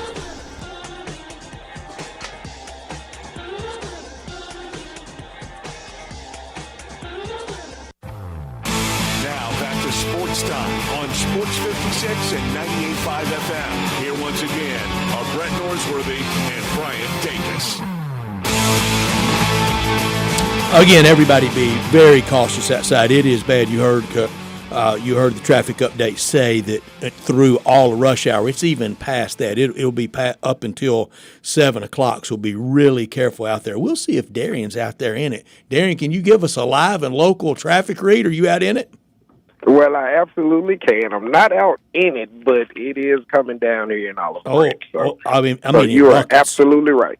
Everybody in the area. Olive Branch looks like it's on the lesser end, more toward Millington, out in Bartlett, even worse. Everybody be really careful. It is going to lay in for a while. Really strong sales blowing through. Darian, on your day off, thank you so much for joining us because I went into a deep coma yesterday and couldn't come out of it. No place I'd rather be. And you were looking at me. Your eyes were so wide, like, Brett, you've totally gotten out of whack. Like, I can't believe this. And I said, oh, no, I've blown it. So we didn't get to it locally yesterday, but we will now. And since you're kind enough to join us, we'll let you go first. Again, the premise. If you had gone into a deep coma in 2010 and came out of it 15 years later, like I saw on Twitter, in 2025, How would you explain things? Keep it to sports. We always do. We stick to sports. It's done us really well. We've done fine doing that. We're going to stay with that. So we keep it on sports. And how would you explain these 5 things, Darian, to someone? Fire away. Okay, now, first of all, yesterday we were pretty close as far as what we had in common nationally, and I'm pretty curious because of the age differentials, the era, so on and so forth. If locally we're even in the stratosphere of each other, we'll see. So number 5. I think the age difference is always a shot at me. Why am I sensitive to that? No, I think it's a little bit at me too, Brett. Yeah, it's a little bit. I got at least 14 years on Landon, so I throw myself in the fire, and that is. I got you. Trust me. So it really is just a shot at me then. Oh, trust me. So number 5. I think it's a circular firing squad is what I think it is. Oh, no, not as of yet. Not like yesterday with the Mets. All right, so number 5, depending on how old our buddy is, and maybe or not his family is, volunteer folk, I threw this one in. So number 5 is Tennessee finally winning a College World Series after more than 60 years, 70 years just really about. Good one. Runner-up in 1951. The Vols were able to beat Texas A&M last year and finally conquer a men's College World Series. You could even explain the local domination of college football with State, Ole Miss, and Tennessee getting them one. Absolutely. And Arkansas always been good. Yep, if you want to go that route, you absolutely could. But, I kept that one to Tennessee. So number 4 is when we start to bring back some real memories towards our buddy, which went into this coma in 2010. Hashim Thabit, buddy, did not work out, unfortunately. But the core of that team. How you going to break it to him? I mean, this is Are you going to tell him there was an old guy on the radio named Brett that said you couldn't teach 7-3? You can't teach 7-3, but you couldn't teach footwork nor hands. Great. Hate to tell you, buddy, but Hashim didn't work out. Yeah, Hashim Thabit did not work out. But the core of the team bonded the city like none other. In 2011, the team actually beat the number 1 seeded Spurs. We were the 4th team to do so. So when he went into the coma, the Grizzlies were nowhere near grit and grind. And then beat out number 1 nowhere. seed. Absolutely nowhere near grit and grind. Our hopes and dreams were on Hashim Thabit turning into whatever we thought he could be, whether you believe that or not. But Buddy, needless to say, he did not work out. But the core of that team was absolutely there. Zach Randolph was already on that roster. Mike Conley was already on that roster. Those guys ended up being so much more than you can. Well, I'll even give you an example, buddy. Zach Randolph went to MLG&W and paid light bills for people in the city of Memphis. Good stuff. So, I don't know what other way to say that we love them and they loved us back. So hate that you missed it. I truly do. Number 3 is the Tigers football spike. And I'll wrap it all together and you'll kind of see shortly. So in 2010, when you fell into your coma, the Tigers were not the team that we know them to be. 1-11. Oh, of course not. They were nowhere near what anybody wanted or expected them to be. And I'll bring this up. Give me 2 seconds. I've dropped my notes. Okay, watch this. In 2010, Memphis was 1-11, buddy. So they were your run-of-the-mill Tigers, not headed to anybody's bowl, barely filling up the stadium, so on and so forth. People talking about de-emphasizing football. Oh, absolutely. There was no emphasis on football back then, none whatsoever. Really good. So he ended the year on a 9-game losing streak and was one of the worst football programs in the entire country. 9 years later, the Tigers are a top 15 program with a 12-win season, victories over rivals Ole Miss in 2015 and 2019, and our first conference championship since 1969. Agree. And by the way, we also played in the New Year's Six Bowl. So that Cotton Bowl, even though we took I'll tell you now, I have that as number 1. I have the Tiger football story as number 1. Just the story as a whole, number 1. Yeah, the Renaissance. Right. So you're 2-1. Nope. So number 2 is actually Penny. Okay. Penny Hardaway. I have Penny as 3. I got Penny as 2. He led the East High School to 3 state championships. 1 as a head coach, but he was a part of 3. A lot of people don't realize that. Now, he's in year 7 of coaching the Tigers, but in 2018, he had the number 1 recruiting class in the entire nation. That's something we thought was only beholden to one John Calipari, if I'm not mistaken. We had no idea that Penny could do this. You know, older people, you probably could because of the shoe sales and little Penny. You got to know once you get them on your campus, there's going to be some magic. Though none of us knew for a fact that Wiseman was coming to us. Like, absolutely none of us. And your number 1?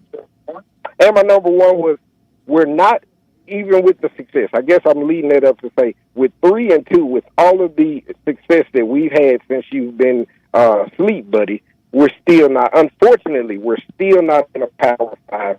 And that 2 weeks ago, Fred Smith passed. So I don't know how we get into a top Power 5 with the passing of Fred Smith. It's going to happen. It does feel it feels a little bleak right now, but we know in conference realignment sometimes you need that spark. Landon, you're 5.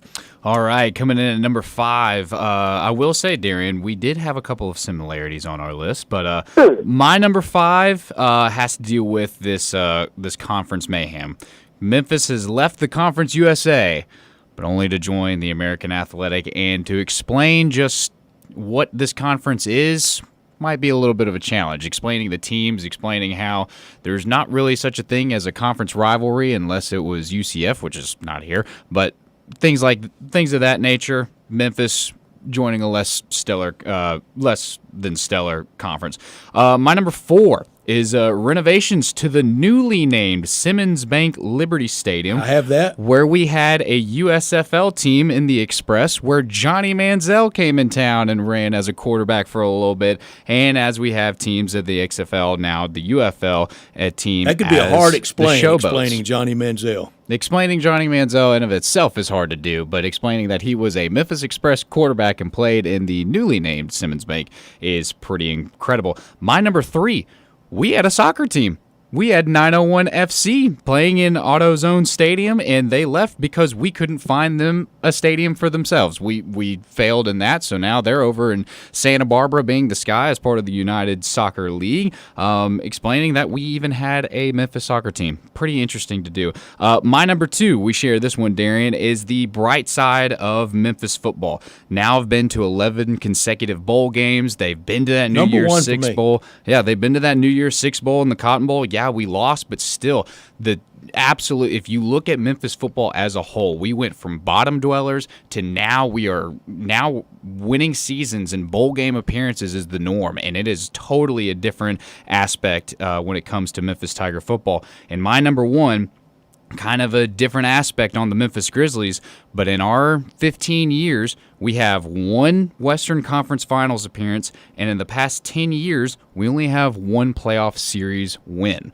Not really better than what the Grizzlies had started with, but if you were to wake up from your coma and catch up on the big names that we have and the successes that we have, I think you would expect a little bit more than what we've done. But we didn't do it with Hasheem Thabeet, Darren. That's the best one. That's the best one of the day. We didn't do that, but that's my 5. Here's my 5. Number 5, the Liberty Bowl Stadium has been renamed Simmons Bank Liberty Stadium, and in the name of remodeling, it will open next September, sparkling new for the football season, with a capacity a little over 40,000, or 10,000 more than what Crump Stadium had when the Tigers left there to go to the fairgrounds in 1965. That's in the name of progress, to only have 10,000 more seats than Crump Stadium had. Number 4 for me, try to explain Tiger basketball and the crowds compared to 2010. Now remember, 2009 was the last year of Cal. So when you go into the deep sleep in 2010, since then, no Sweet 16s, only 3 NC tournament wins in that time. Number 3 for me, Penny Hardaway, coach of the Tigers. Remember when we would talk of would he want to? Does he want to coach? He's made all that money, earned every cent, worked hard, great NBA career, great basketball life. Would he want that day in, day out? And he's been the Tigers coach number 2 for me. And I think it is one of the more disgraceful things to have happened to us in that 15-year time.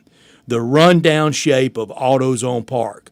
It has taken a hit, and it's taken a hit, and it has something that coincided during that whole 15 years.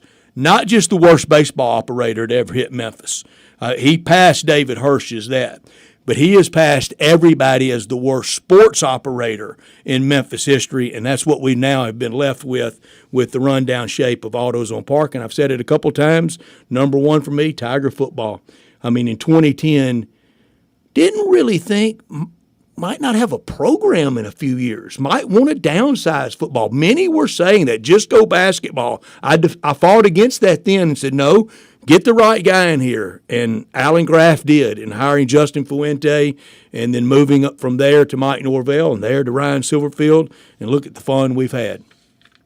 Oh, absolutely. So, Brett, I guess to your list, I think we'd have to explain to our buddy that Calipari left, but why didn't Scott Drew become the coach? Because you got to think you're not dragging me into that 2 days in a row. We'd have to explain to him why we didn't get Scott Drew, and he has a national championship. I'll get plenty of time to talk about it around the game time when they play Baylor, and that game is set for Saturday, December 6th. Darian, thank you so much. Be safe out there. See you soon, bud. Thank you, Darian. Yep, y'all have fun, y'all. Thank you, good friend. Darian Newsom catching up with us after yesterday. Good list. That was fun. That was a good little local list. I had a good time with that. Some positive, some negative. Mm-hmm. Well, I think that's to be expected over a 15-year time span, but surely no shortage of things to explain. Darian one was trying to explain, it seemed to beat. Yeah. It just didn't work out. It didn't. You can't teach 7-3, and he's still not any good. Yeah, you can't, but, I guess it goes to show that height's not always going to win you. That was fun. Be safe, everybody out there. When we come back, we'll wrap up this hour with Big Number of the Day. You're listening to Sports Time. Join the voice of the Tigers, Dave Woloshin, for Wolo and Friends. Weekday mornings from 10 to 11 here on Sports 56 and 98.5 FM.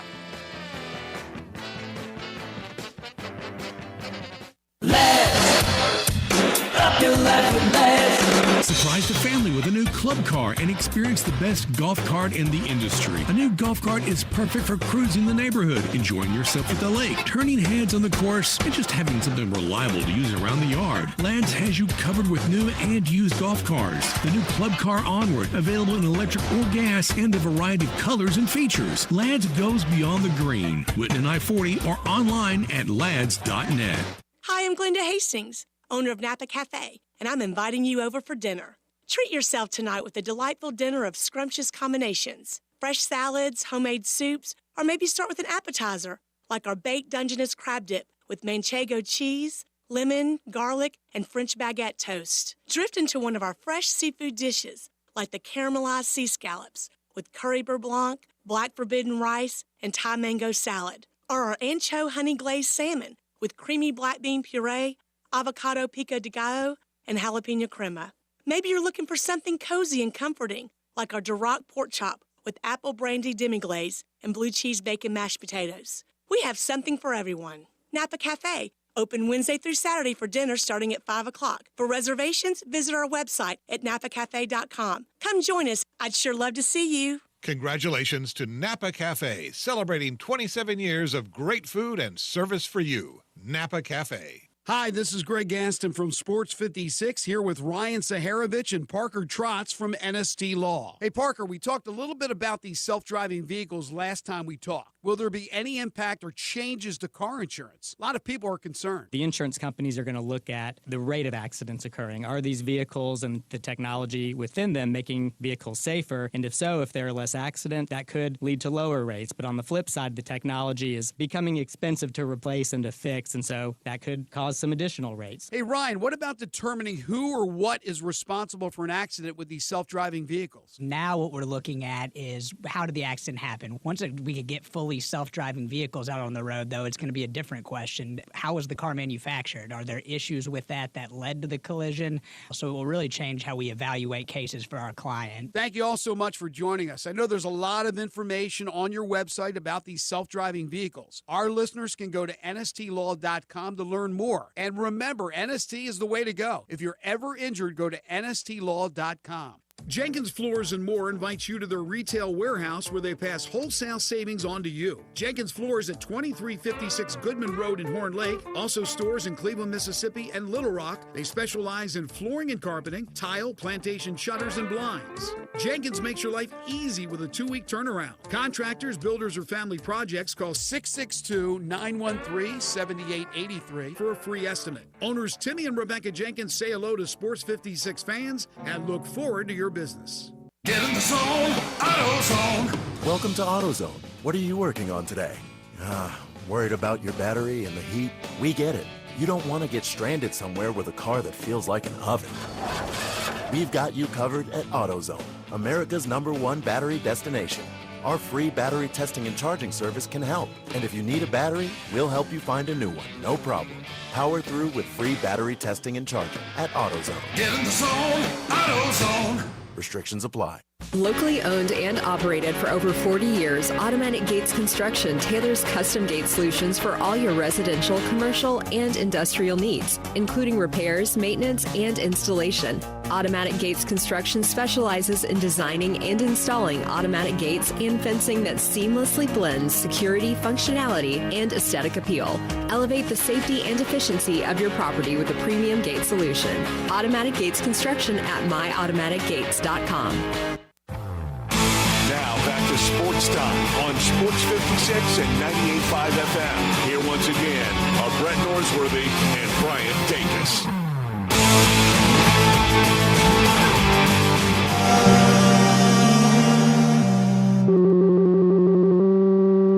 Big Daddy. Hello, Big Brand. It's a guy, he wants to be big, then he gets big, he doesn't want to be big anymore, then he gets small, but the suit's too big. Big Daddy. The big boy. You're a big guy. I think she's trying to pull a fast one on Big Daddy. The big number of the day.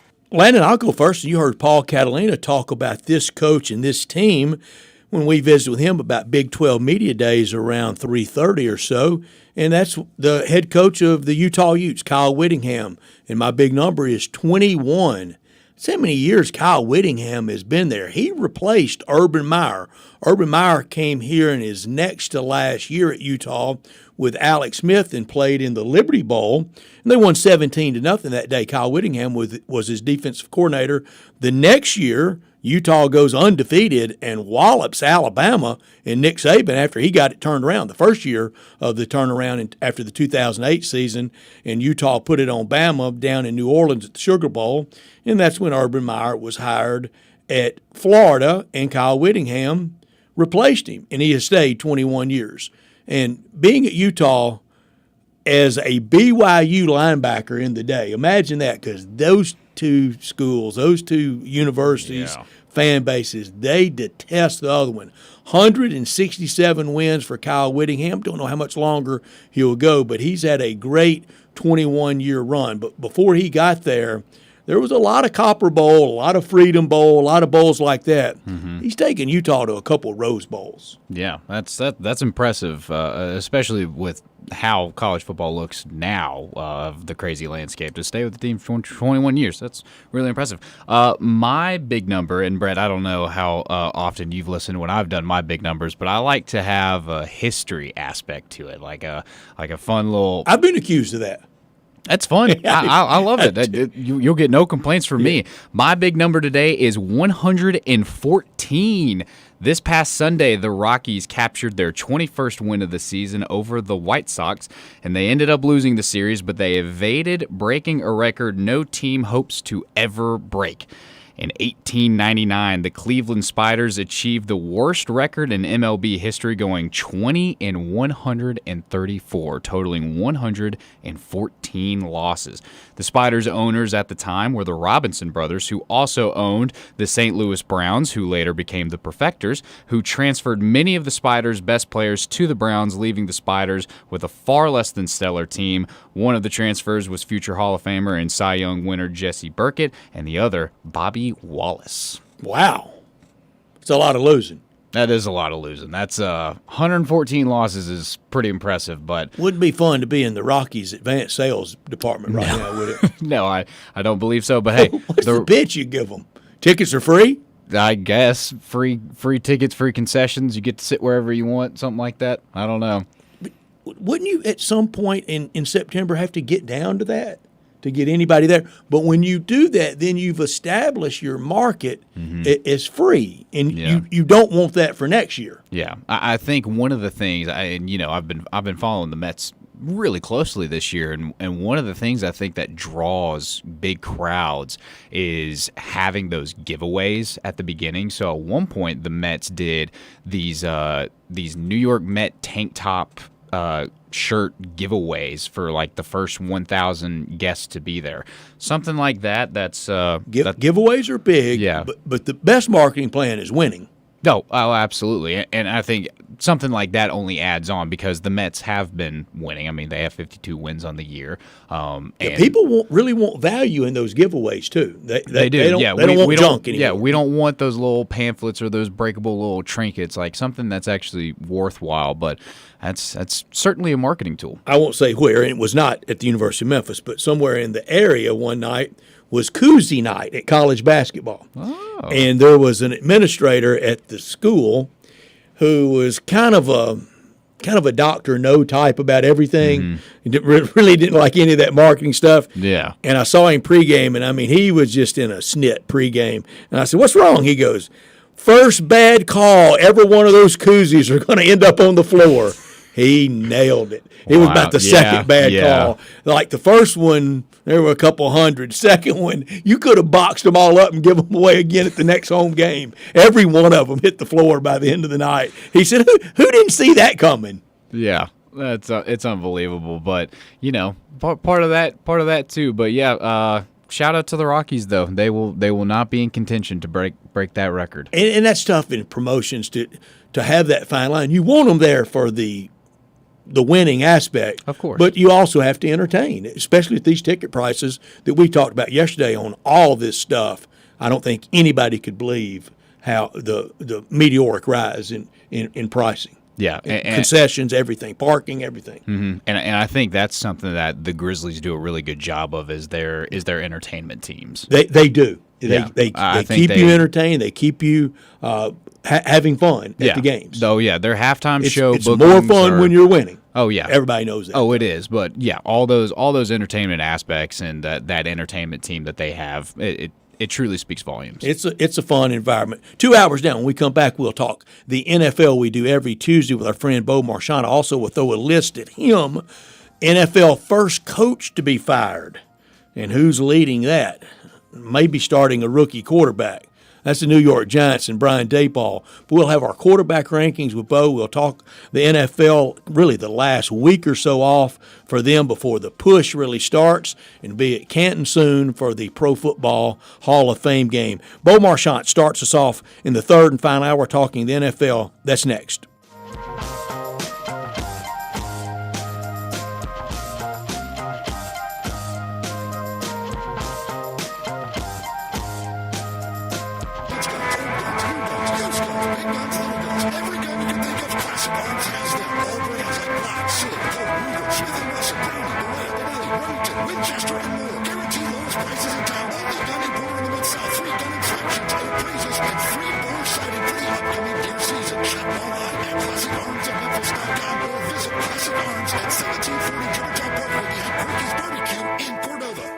Looking for sports in all the wrong places? Try the Owner's Box Sports Bar and Grill in Lakeland's Town Square. Fun, exciting, friendly, and comfortable with wall-to-wall TVs. 24 taps for all your beers, including $3 domestic and $5 craft pints on Mondays. Monday through Friday, 3 to 6 happy hour.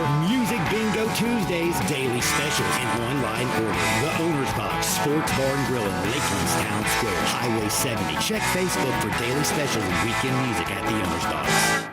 Jenkins Floors and More invites you to their retail warehouse where they pass wholesale savings on to you. Jenkins Floors at 2356 Goodman Road in Horn Lake. Also stores in Cleveland, Mississippi and Little Rock. They specialize in flooring and carpeting, tile, plantation shutters, and blinds. Jenkins makes your life easy with a 2-week turnaround. Contractors, builders, or family projects, call 662-913-7883 for a free estimate. Owners Timmy and Rebecca Jenkins say hello to Sports 56 fans and look forward to your business. Hello, sports fans out there. Walker Taylor here with the Germantown and Collierville Commissary. We just celebrated our 43rd year in business, and I would like to thank our fantastic customers and especially our loyal staff. Time has flown by. We now have a second location, Poplar and Houston Levy in Collierville. Catering is a specialty of ours. 50 to 5,000, no job too small, no job too big. Full service or self-service. We also have a party room in Collierville that is great for rehearsal dinners, business meetings, you name it, we'd love to have you. Also, our barbecue party packs start at $8.75 a person. Barbecue, beans, slaw, bun sauce, including serving utensils. Especially great for tailgating with football season coming up. The commissary restaurants also believe in giving back to the community. Possibly you have been approached by somebody selling a barbecue 6-pack coupon for fundraising. Cheerleading groups, church groups, anything to help a worthy cause. Holidays are near. Smoked hams and smoked turkeys will be on the pit before you know it. Come see us at Germantown and Collierville Commissary. Also check us out at commissarybarbecue.com.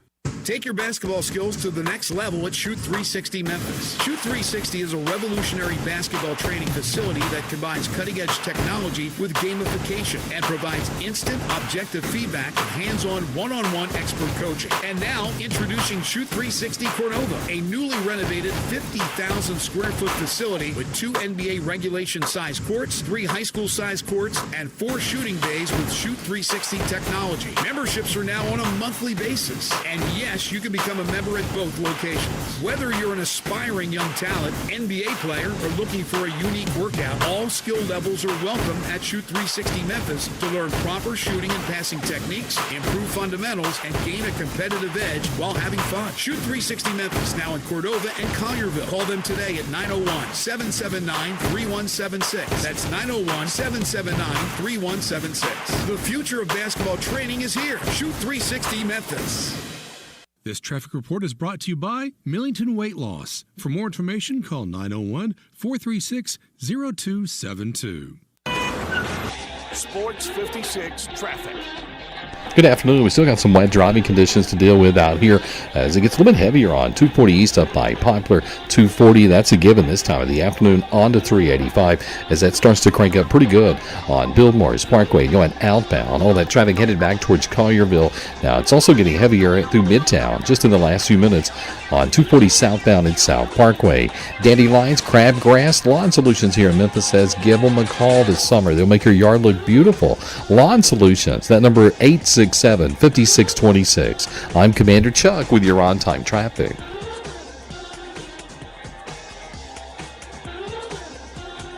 We are Sports 56, WHBQ Memphis, and W253DF Memphis with Greg Gaston and Eli Savoy. Weekday mornings from 7 to 10. Now, back to Sports Time on Sports 56 and 98.5 FM. This hour brought to you by Jaguar Land Rover Bluff City. Here once again are Brett Norsworthy and Bryant Dacus. Say you stand by your man. Bo Marchant joins us from collegetopro.com. He does every Tuesday when we talk the National Football League, and we're glad to have him. What was it like running in our nation's capital, Bo? It was pretty exciting. 4th of July morning, running through downtown Washington, D.C., and, went past the White House, the Capitol. And the only negative of running that morning is, they had everything kind of, roped or fenced off because of the fireworks. So they already had the security up, and I was pretty proud because, you should be. I mean, they were like 3 blocks deep. and they had big dump trucks and police cars. So I mean, like you weren't getting, any vehicles weren't going to go near, Pretty flat surface or undulating. It's flat. Yeah, it was flat. It was flat, and but no, beautiful morning. Got to see a lot, and accidentally went to the Capitol out of my way twice. So I got a little turn around because usually when I'm in a big city, there's something to look like. I look at a skyscraper, and that's like, okay, I got to get back. There aren't any in Washington. There's nothing taller than the Washington Monument. Yeah, so the monument was behind me, so I had nothing to navigate to. But yeah, man, it was a good way to start the 4th, and good stuff. Like I said, and then went through West Virginia on the way home.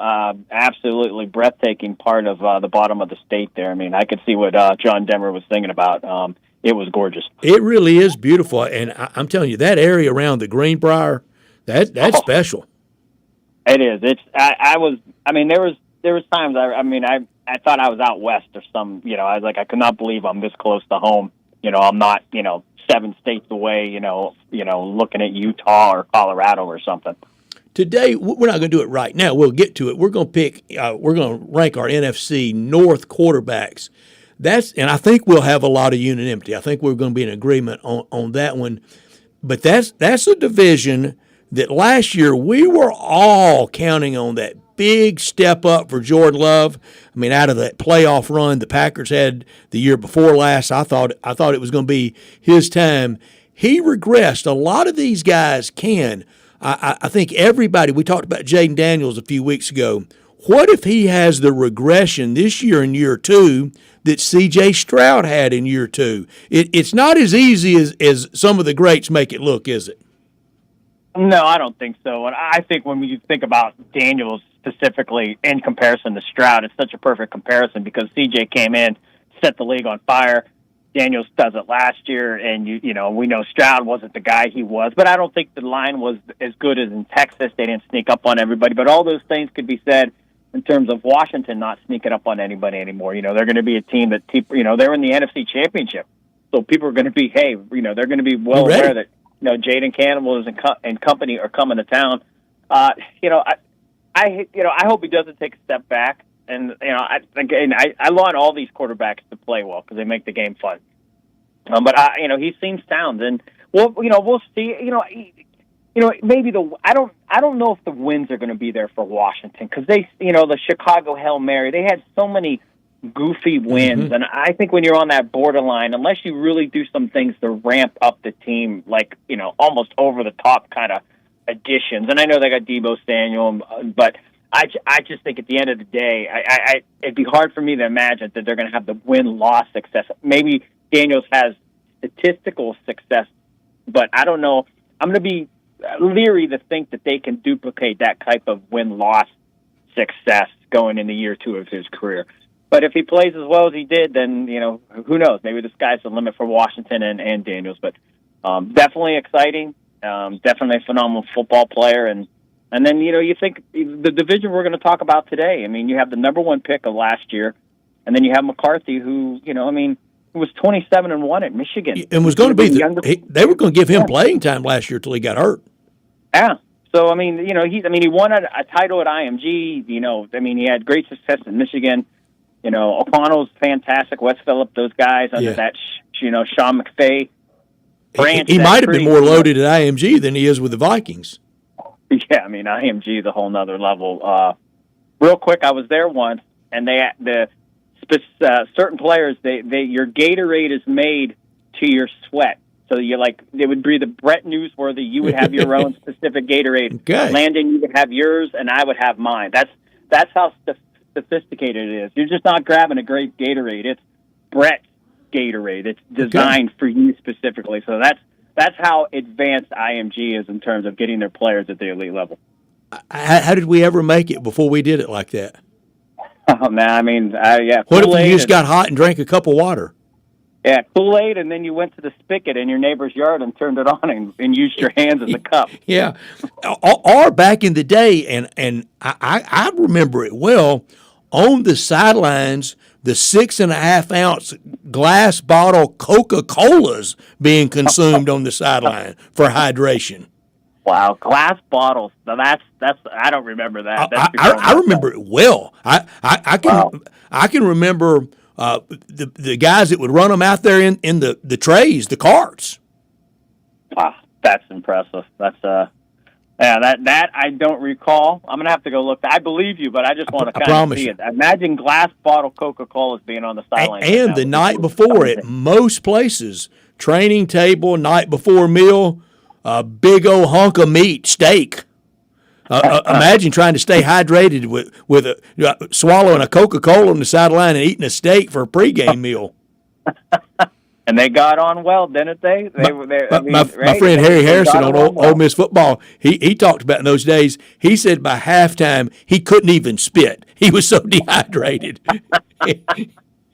Oh, that's great stories. Yeah, and listen, nutrition, and the big thing I notice now is sleep. A lot of the guys when they're going through the draft process, we know it's all X's and O's and working out, but they say I keep hearing more and more about sleep. Sleep is one of the things I think they're starting to focus more on is getting rest and then nutrition. And they have that sleep coordinator now is in every building. I need a sleep coordinator here because I'm an awful sleeper. So I need a sleep coordinator as well. Landon, jump in. Yeah, absolutely. I think we would be remiss if we didn't talk a little bit about the Steelers. I know NFL news has kind of quieted down a little bit more, but this is the last quiet time. Yeah, this is the last quiet time before things start to ramp up. But I know the new addition of Jonnu Smith. I know you've got Jalen Ramsey going up there. Of course, there's still a little bit of buzz about Aaron Rodgers being on the team. How is Jonnu Smith fitting in there? I know he's a big fan of mine. When he was with the Titans, he was just a stellar player. So I imagine the Steelers are excited to have him. How are things looking for the Steelers right now? Well, we spoke a little bit about last week. I mean, I think on paper you'd have to say they arguably have the best tight end class or the tight end unit in the National Football League. You have Freiermuth, and then you have the addition of Jonnu Smith, and then you have Darnell Washington, Connor Hayward. I think the depth there is fantastic, and the versatility and we know Arthur Smith, the OC, loves Jonnu Smith. I mean, that is his guy. Yeah. He had him in Tennessee. He had him in Atlanta. Yeah. And now he's getting him in Pittsburgh. So, if you're going to go and try to bring a guy in, he's going to probably do his best to kind of use him. And I like that for the Steelers in terms of, a good two tight end set. It's more additional guys on the line, the block, as well as guys in the passing game. So I think it opens things up in terms of getting that run game open, and then using that play-action pass and letting Aaron Rodgers find some targets downfield. But, I don't think it's going to be an explosive offense. I doubt we're going to see, I don't think this is going to be the, Gronk, Aaron Hernandez, New England Patriots, Tom Brady offense where, they were just high-flying the ball all over the place via the tight end sets. I don't think we're going to rediscover that in Pittsburgh this season. But nonetheless, I love the trade. I think getting Ramsey, I talked about Mika Fitzpatrick maybe not playing his best football last year. And if you having another year of that compared to getting an elite DB and Ramsey, and then you have Darius Slay, upcoming Joey Porter. Tomlin loves using that nickel defense, so, they can go three cornerbacks and use those guys, and, in the correct way. So it's a good move for the Pittsburgh Steelers. And I think training camp starts July 24th, and Wednesday night usually they have a dinner, Coach Tomlin, and on the 23rd, and prior to camp opening on the morning of on the 24th, and a couple of my buddies were texting me earlier, like trying to get together. I'm like, one's going on vacation, one's doing this. I'm like, well, after the 23rd happens, I'm like, I'm basically I'm out. I'm out. I mean, between the way we want it, Bo. Yeah, like I'm out. So you guys got about 2 weeks, you want bow time, you're going to have to give me that because when I come home on the Steelers off days, and I have to cut grass and do all the other things around the house. So we love our bow time, and happy birthday to the Steelers. This is the birth of the Steelers, July 8th. My buddy on Twitter, Kevin Gallagher, great NFL follow at KevG, KVG 163. July 8th, 1933, the birth of the Steelers. After a good day at the track, 32-year-old former boxer and semi-pro football player, owner Art Rooney purchases an NFL franchise for $2,500. Rooney's franchise, named the Pirates after Pittsburgh's baseball team, would later be named the Steelers. Pennsylvania's legalization of Sunday pro sports provided the impetus for Rooney's purchase. The NFL's Pirates would begin play at Pittsburgh's Forbes Field in September of that year. What a story, isn't it? Yeah, that's amazing. And hearing the history of how a lot of these owners came across these teams, and there's a lot of lean years, a lot of years where they were struggling to put fannies in the seats and make any profit. And Hunt and Schramm and the AFC guys, they credit them for pushing the envelope on the NFL and helping kind of create a foot race, if you will, for the legion sea of fans out there. And lo and behold, they combined, and we have the greatest sport in America, at least in terms of ratings and popularity. I mean, you might prefer another sport, but in terms of what the public like, right. We know hands down. I mean, nothing matches the Shield. You think anybody argues that? I could see people arguing their sport is better. Well, I definitely think they could argue, just what flavor they prefer. But do you think anybody would really throw down that NFL's not number one? If they do, I want to hear the case. Well, it's pretty close case, right? I mean, it's kind of like you're on film doing the crime. I mean, look at the Nielsen ratings, look at the TV contracts, look at I don't, team look at values. Christmas Day. That used to be the NBA's day, and then the NFL came in on Christmas, and they just blew the NBA away. So, see, I don't think there's any doubt what's second. I think second is college football. Oh, without a doubt, college football reigns supreme. And, it does. Now, again, many people could say I prefer this sport to either college or the NFL. Fine. Some people drive blue cars, some people drive red cars, but we know a Rolls Royce is better than a Pinto. It is. And there's no question. Again, and maybe people want to argue baseball and basketball. I think that would be a fair one. You maybe even want to throw hockey in there. I think it's a very fair one. And Bo, I could honestly argue both sides of NBA over baseball, but I could argue baseball over NBA. And these NBA ratings this last playoffs and championship didn't do any favors to the NBA. Yeah, I felt bad because I was excited to see two new teams. Me too. And with two teams chasing their first title. I know people talk about there was no, villain or a team that we loved and we know that's there all the time and absent of a LeBron or we didn't know those teams. Yeah. But, these could, to say OKC could become that next team. I mean, your heart just has to ache for what happened to the Pacers. I mean, of him getting hurt and then the center going off to Milwaukee. I mean, you think you're in Game 7, you have a shot, and then within that last quarter, your whole entire upcoming season, you basically know that you're not getting, barring a miracle. I mean, it's going to take one of the greatest coaching jobs, but I mean, the thing that Indiana's going to be anywhere near they were. I think it's kind of like arguing there's another sport better than football in terms of popularity in America. It's just not going to happen. Yeah, very true. But one of the big stories that I read about today and that I saw was Kirk Cousins coming out about the whole ordeal with Michael Penix and how he said he felt a little bit misled. He expected them to draft a quarterback, but not so high and not in Michael Penix Jr. And he said, in hindsight, that he would have stayed in Minnesota. He would have re-signed. Minnesota offered him a deal.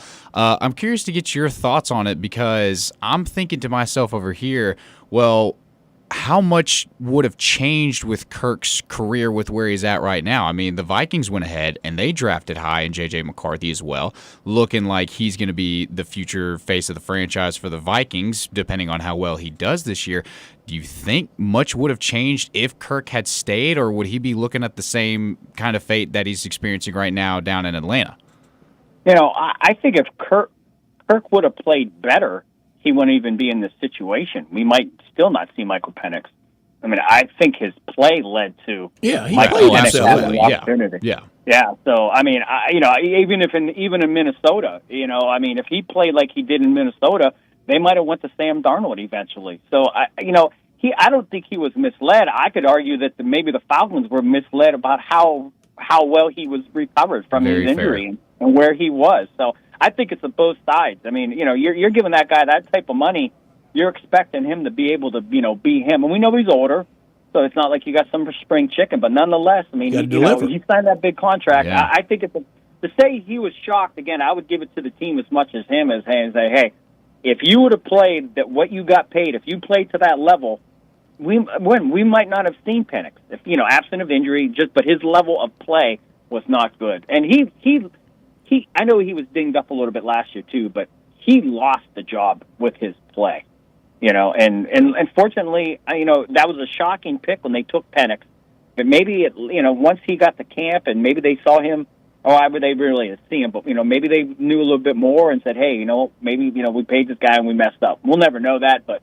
Atlanta, they looked foolish doing it that night, but at the end of the day, if Penix pans out, they cover their you-know-whats by getting a nice young arm for a guy who, again, I don't think he played well last year. I thought he lost that job, and for him to say anything, I think otherwise, he may feel that way, but I think it's both sides being a little bit let down by his performance and then maybe the trust that he had in the Falcons of maybe having maybe they said, we're going to stick with you no matter what. Who knows?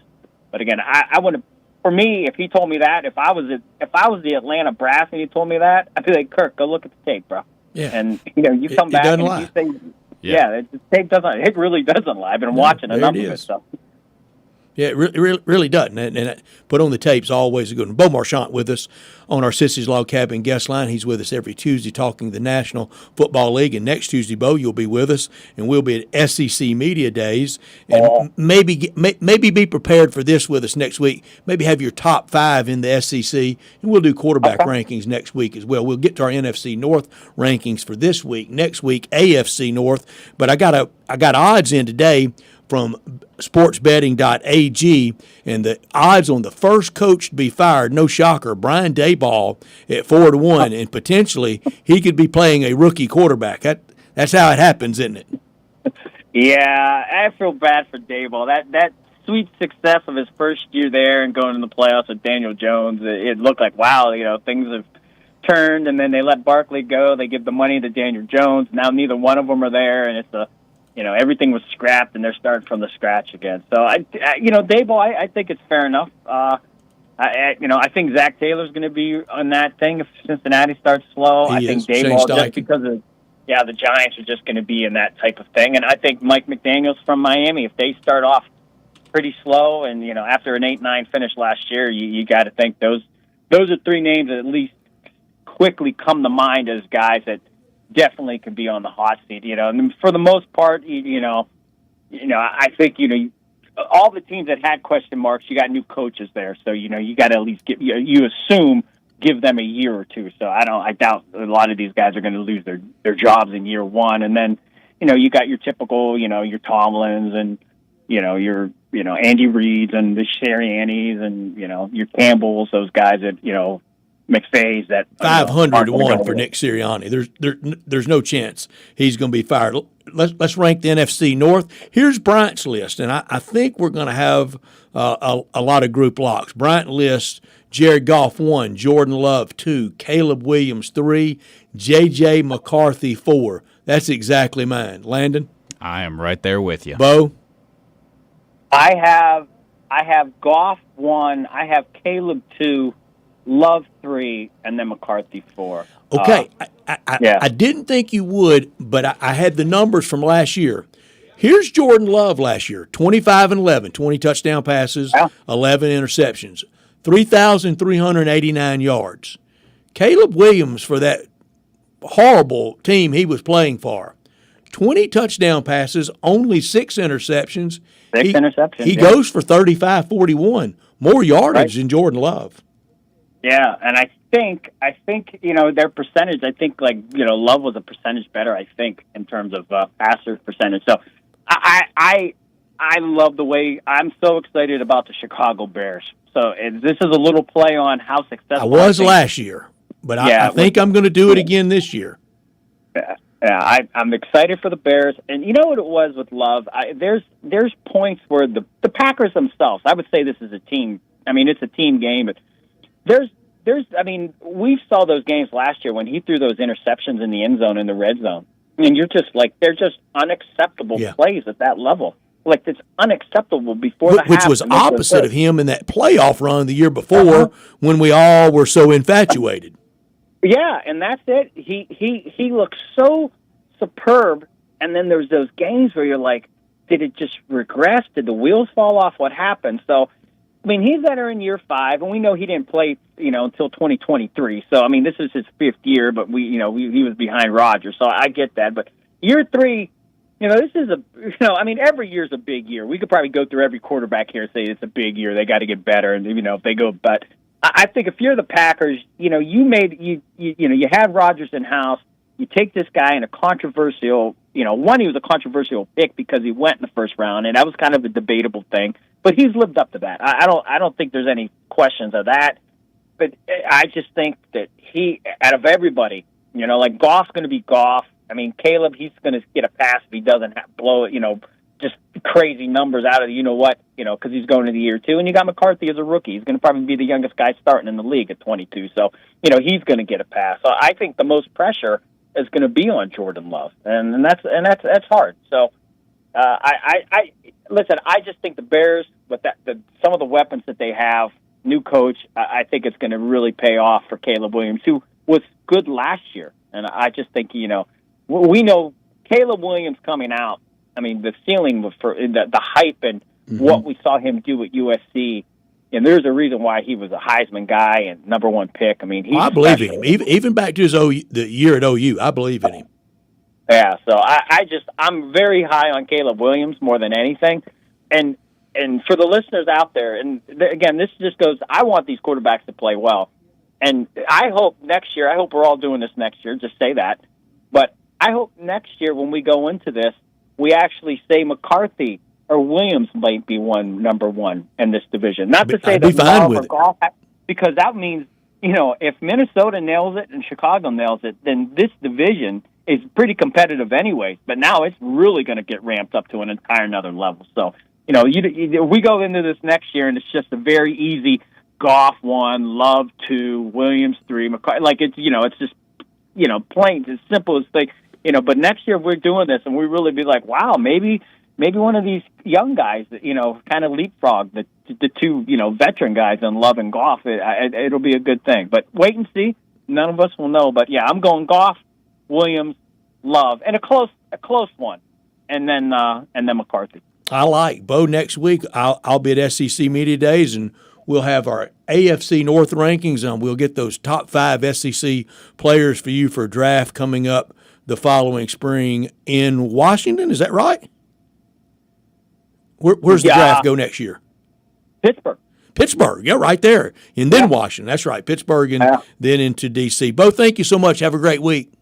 Yep, have a safe week, guys. You got it, man. Bo Marchant with us talking the NFL. Last year, Jared Goff, 37 touchdown passes, 12 interceptions, 4,600 yards passing, 4.629 for Detroit. They didn't play enough defense in Detroit last year, though. No, they didn't. But, I mean, you look at the strides that Goff has made in his career. I mean, not to say that he wasn't bad at Los Angeles either. Got to a Super Bowl. He got to a Super Bowl. Only put up 3, but right, one of the most boring Super Bowls of all time. But he also had one of the greatest regular season games of all time against Patrick Mahomes in that Chiefs in that ketchup versus mustard bowl. It was. I won't use that word. I won't use the B word for that 13-3 Super Bowl. What I said the next day over these airwaves about it is we're just not used to that kind of football anymore. We're not. That was a very defensive-heavy game, and people like to see the scoring. I don't know if that game would have been great in 1972. It probably wouldn't have been. I remember a 16-6 Super Bowl. I remember a 16-7 Super Bowl. I remember a 16-13 turnover fest between the Colts and the Cowboys.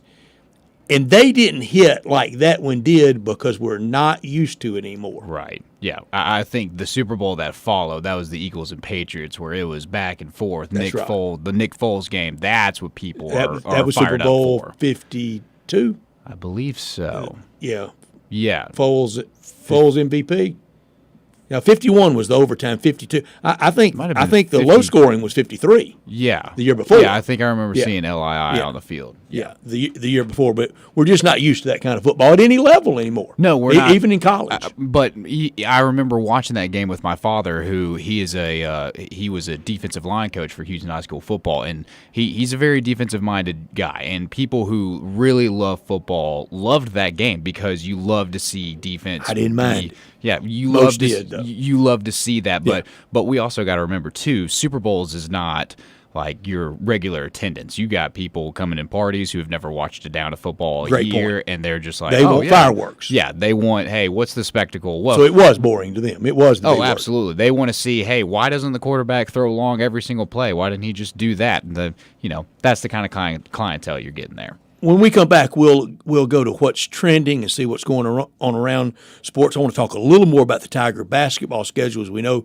so much more about it, and we're going to take a look at this radar. Everybody, again, be really mindful out there. It's going to be in our area until about 7 o'clock. He's Landon. I'm Brett. You're listening to Sports Time. We'll be back in a minute. Broadcasting from the Family Leisure Studio, we are Sports 56 and 98.5 FM.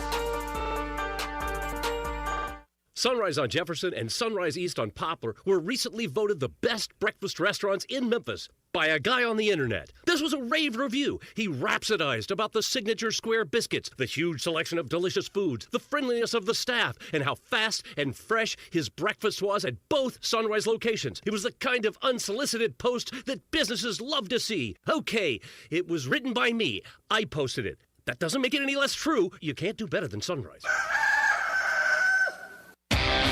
Visit Frontier Western Store today for new shirts and boots. Frontier is your top Carhartt store in the Mid-South. There's thousands of in-stock shirts and jeans. They have the classic K87 pocket tee in every color they make, including new ones just released. Available small to 4X. Want new jeans? Frontier has you covered with super tough work denim by Carhartt. And you've got to check out their selection of Ariat jeans for men, women, and children. You'll love how easy it is to find the size and style you need. Have you seen Frontier's remodeled world-famous boot showroom? It continues to expand. New styles by Ariat just arrived, plus plenty of in-stock proven classics too. Whether you need work or dress boots, trust that Frontier's the place to come. See thousands of pairs of Ariat boots and thousands more by Dan Post, Corral, Durango, Rocky, Twisted X, and others. And Frontier's pricing is lower than online and chain stores, so you know just the local shop to visit. Frontier Western Store, 5880 Goodman Road in Olive Branch, and on the web at frontierwesternstore.com. Locally owned and operated since 1967.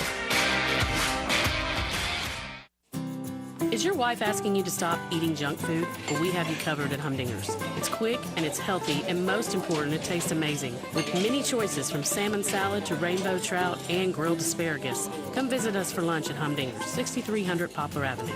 So good, Coach Penny eats with us weekly. Don't forget, Humdinger's offers full-service catering for weddings, social events, or your corporate lunches. You can call 901-260-8292 to find out more. Getting engaged is one of life's most spectacular occasions, and when you find your ring at Sissy's Log Cabin, the promise of a lifetime begins with our promise to always provide unmatched quality, superior service, and brilliant natural diamonds. Find your dream engagement ring, wedding bands, and more when you shop Sissy'sLogCabin.com or stop by any of our 7 locations. Begin the rest of your lives brilliantly, only at Sissy's Log Cabin, because life's too short for ordinary jewelry. Drivers who switch and save with Progressive could save hundreds. With that kind of money, you could go big time and skip the regular line at the airport and pay for security. Imagine not having to quickly unpack and pack at the place you already came back to. And wearing your shoes the whole time you're there? You can't put a price on that kind of luxury. Well, actually you can, and you paid for it. Switch to Progressive and you can save big time for speedy security. Progressive Casualty Insurance Company and affiliates, not available in all states. Potential savings will vary. This traffic brought to you by Raleigh Tire Auto Service, your local family-owned business for over 60 years. Sports 56 traffic. Good afternoon. Still some slipping and sliding going on in certain areas, dodging some rain showers out here. It's been that way for a couple of hours now. It's just busy. We would expect 240. Some of that traffic getting onto Bill Morris Parkway going outbound towards Collierville. Yes, it's loading up on 40 eastbound from Sycamore View Road all the way out towards Fayette County. Weimer's Jewelry, your diamond engagement ring headquarters this bridal season. Stop by and see them and shop local at Weimer's Jewelry out there on Highway 64. I'm Commander Chuck with your on-time traffic.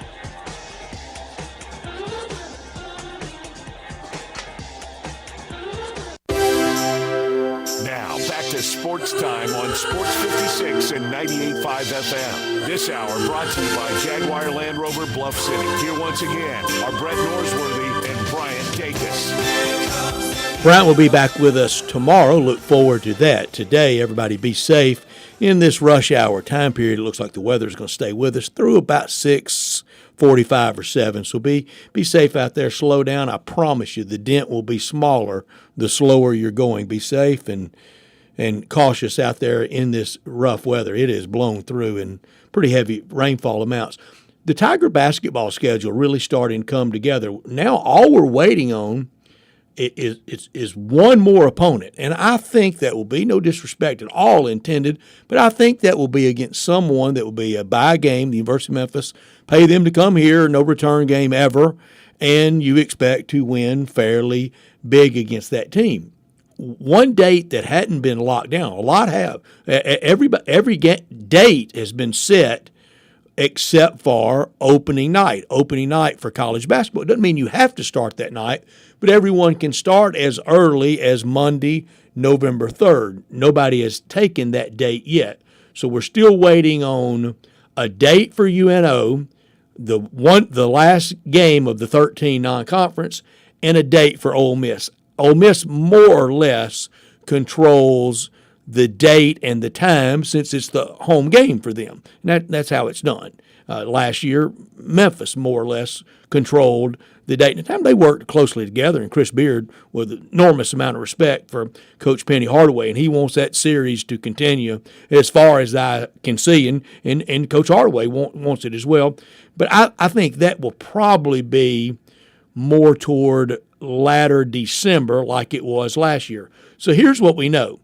Saturday, November 8th against San Francisco at home. Sunday, November 16th at home against UNLV. Thursday, November 20th against Purdue in the multi-team event in Balmar, and that is a 5 Central start time that Thursday. Whether you win or lose decides start time and opponent that Friday, November 21st against either Wake or Texas Tech. We know Wednesday, November 26th at home at FedEx Forum against Southern Illinois. We know Saturday, December 6th at home FedEx Forum against Baylor, and we know the start time, 3:30 on CBS. The rest of those Saturdays in December all are taken except for Saturday, December 27th.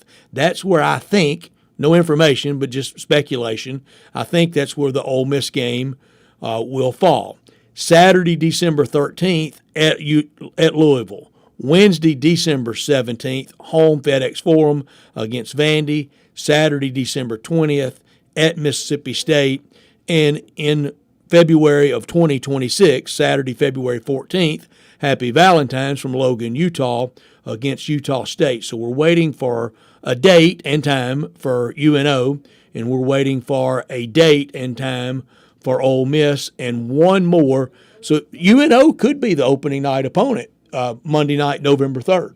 And that would be fine. Yeah, absolutely. And I think what we've been talking about and what's so exciting is, especially with this American Athletic Conference, the non-conference is where the play happens. This is where we get the exciting opponents. That's where the net is decided. Oh, absolutely. Because we already know we're not going to get it with the American Athletic. And I think the addition of having Landon could start 13-0, and with every win in AAC, it gets pecked away at. Oh, the net. We saw that last year. We did. We saw that last year with we would lose an AAC game and somehow go up in the rankings or something like that. So, and also the fact that we get to see Memphis going against these SEC teams is always great. Is always great competition and great exposure for this Memphis Tigers basketball team. Would you add one more if you could? For me, if the right one said yes, I would. That's Arkansas. Yeah, absolutely. Or Tennessee, but that's not absolutely right. But the way that my mind kind of works, and this is kind of, but Arkansas is going to be the exhibition game, right? The exhibition game, which is still going to be an exciting game, I believe. Coming here, FedEx it won't count, but it will matter. Oh, absolutely. That's a perfect way to put it. But I think the way that my mind works is so. Kind of just to give a little background, when I play the college game, so I know College Football 26 releases today. It's huge. You kind of get to have the customization of your schedule and whatever. I always use Hawaii. They're in the Mountain West. that's my team. But I'll go in, and all of those open dates for non-conference, I'll always schedule big teams because that's where you move up in those rankings. That's where you get any of them to come to the islands. Oh, absolutely. I schedule as many SEC teams. Officiating, you can get shaky at a game at Hawaii. Oh, for sure. But I get as many SEC teams coming out to the islands as I can.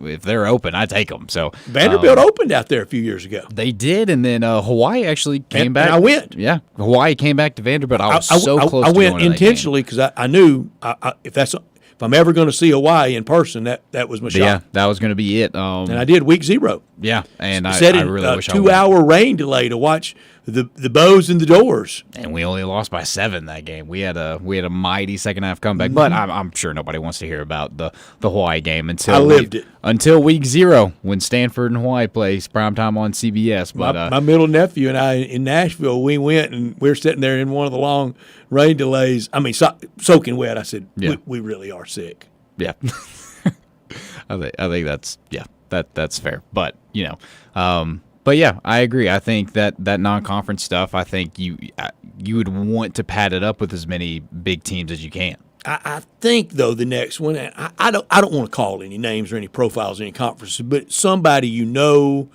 that you can beat, I think will be the next one. But if it's a big name that would agree, I don't know that I would agree to go on the road. Need one more at home. Yeah. I agree with that.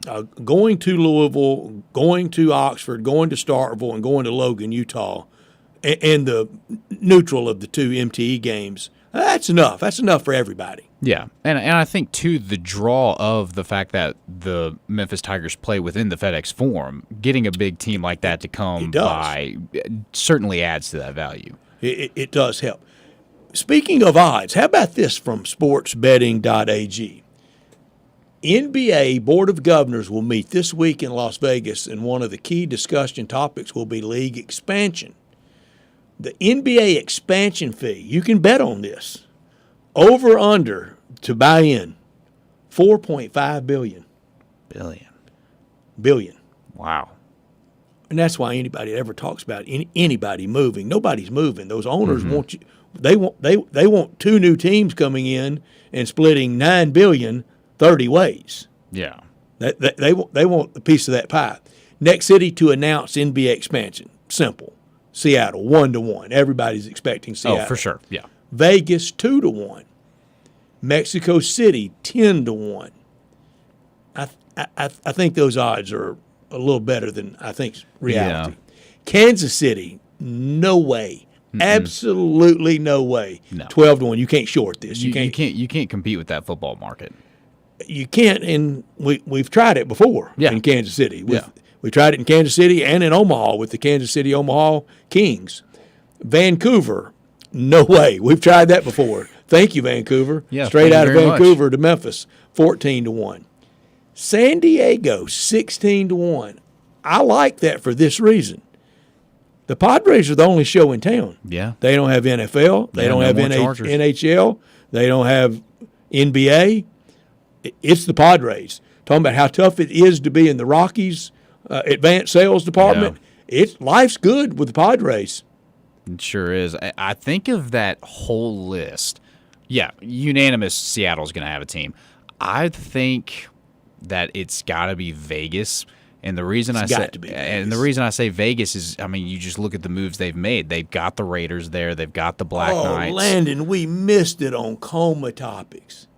To tell somebody it goes out in 2010 and comes back in 25, because it used to be just no scenario these pro sports were going to be in Vegas. Yeah. Now with NFL, baseball on the way. They've had NHL and NBA soon to follow. Yeah. You wouldn't, and especially you would after never Tim believe Donahue, the referee Yeah. issue and betting on games, you didn't think they would touch Vegas. We missed on that one. We did. We certainly did, because, I mean, Las Vegas. It just hit me, too. It would just hit me. I didn't even think about it until we started talking about expansion, and it just seems like It Vegas will be would Vegas. yeah. Louisville 18-1, no chance. No. Nashville and Tampa Bay 20-1. I say no chance for either. No. Yeah, no way. If we have Memphis, there's no way. St. Louis 22-1, not a prayer. No. Pittsburgh 25-1, none. No. They tried it in the ABA. Yeah. Austin, Texas 33-1, no. With San Antonio, the Spurs, and with the Rockets right there, and Dallas in the state, nah. No. Even as fast as how Austin's exploding. A lot of these places, yeah, big fashionable places to live. You're not getting the NBA. No. But I think it's kind of set in stone to say yes, Seattle, and very likely Las Vegas. You want to guess on Montreal's odds? 50? 66. Oh, none. I gave him too much hope. Seattle and Vegas. That's what we know is going to happen. Yeah, for sure. I mean, it's. And I look forward to it. Yeah, I do too. I know. Man, it even goes to the throwback. I forgot that KD was a part of that Supersonics team. I saw him at FedEx Forum as a member of the Sonics. I mean, that still boggles my mind. Yeah, his rookie year was there last year, and went to see him. He still is appointment viewing when he comes to town as one of the huge out-of-town stars. We hit this last break. When we come back, we'll wrap up this Tuesday afternoon with Moe's and Humdinger's Crunch Time. You already know you can listen to Sports 56 anywhere with the Sports 56 app or at sports56whbq.com. But you can also watch us daily with live video of all of our shows on Twitter, Facebook, YouTube, and Twitch. It's summer. Time to enjoy long days, lazy nights, and great food. Because Uber Eats has deals all summer long. So, when hunger strikes, don't sweat it. Delicious deals are just a tap away on Uber Eats. Enjoy all your favorite grocery items delivered straight to you. Get ice cream, soda, and snacks from your favorite stores like Wegmans and CVS and make the most of every moment. Now that sounds like a good summer. Order now on Uber Eats. Terms apply. Product availability varies by region. See app for details. Newsflash, Family Leisure needs your help. Family Leisure has a warehouse full of inventory, and they need it cleaned out. Do your part to make room for new items, and you get great deals on almost everything. Listen up. All in-stock patio furniture, it's up to 80% off. You can get a 4-piece deep seating set for under $1,000. Chaise lounges. You buy one, and you're going to need another, and that other one will be one half off. All Pollywood furniture. It's now 20 to 30% off. You buy any dining table, you're going to get an umbrella absolutely free, and they're not cheap. Now, is financing available? You better believe it. Special financing is a go. To sum it all up, Family Leisure has got to clear out its warehouse inventory, which means you're going to rack up the savings. Help Family Leisure clear out the warehouse. Family Leisure, Whitten Road at I-40, where family and fun come together to clean out the warehouse. Whether it's day or night, hot flashes due to menopause can be unpredictable. That's why there's Veoza, a prescription treatment proven to reduce the number and severity of hot flashes day and night that can start working in as early as 1 week. Based on clinical studies measuring efficacy at 4 and 12 weeks, individual results may vary. Talk to your healthcare provider about what this may mean for you. For moderate to severe vasomotor symptoms or hot flashes and night sweats due to menopause, Veoza can cause serious side effects, including liver problems. Your doctor will do blood tests before and during treatment. Stop Veoza and call your doctor if you have symptoms of liver problems, such as feeling more tired than usual, decreased appetite, nausea, vomiting, itching, yellowing of the eyes or skin, pale stool, dark urine, or stomach pain? Don't use Veoza if you have cirrhosis, severe kidney problems, kidney failure, or take CYP1A2 inhibitors. Ask your doctor about Veoza. To learn more, call 1-866-239-1637 or go to Veoza.com. That's VEOZAH.com. If you hate the number on your scales, you'll love 901-436-0272. 436-0272 for Millington Weight Loss and Wellness. 436-0272 for GLP-1 and NAD Plus injections and Evolve X. Evolve X melts fat, tightens skin, and works muscles. Evolve X is safer, more affordable than surgery, and it's non-invasive. Contact Wellness Manager Aaron Chasteen, 901-436-0272.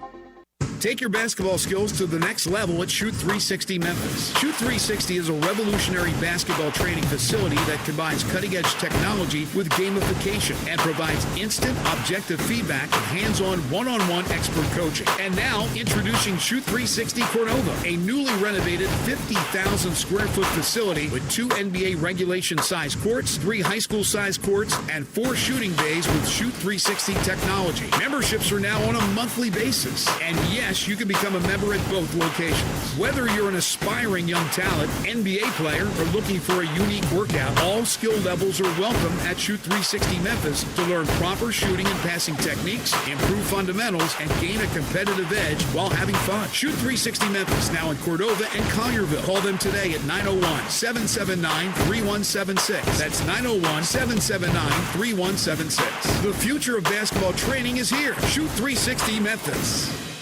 Tito's Handmade Vodka is America's favorite vodka for a reason. From the first legal distillery in Texas, Tito's is 6 times distilled till it's just right and naturally gluten-free, making it a high-quality spirit that mixes with just about everything. From the smoothest martinis to the best Bloody Marys, beyond the bottle, Tito's has gained a reputation for giving back, teaming up with nonprofits around the world to serve its community and do good for dogs. Make your next cocktail with Tito's and learn more at Tito'sVodka.com. 40% alcohol by volume, namely 80 proof, crafted to be savored responsibly.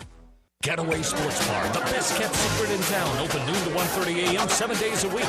Garvin, the owner, created this SEC NFL Dream Bar over 20 years ago. You'll never miss a minute of action. 10 TVs, 5 70-inch TVs for all the big games. Rack them up on 6 pool tables. Coldest beer in town. Grab you a pool stick and get you some good bar grub. 100% Angus burger. Big and moist chicken tenders. Daily happy hour Monday through Friday, 2 to 6 p.m. with long neck and mystics. 225 Getaway Sports Bar, 4632 Winchester.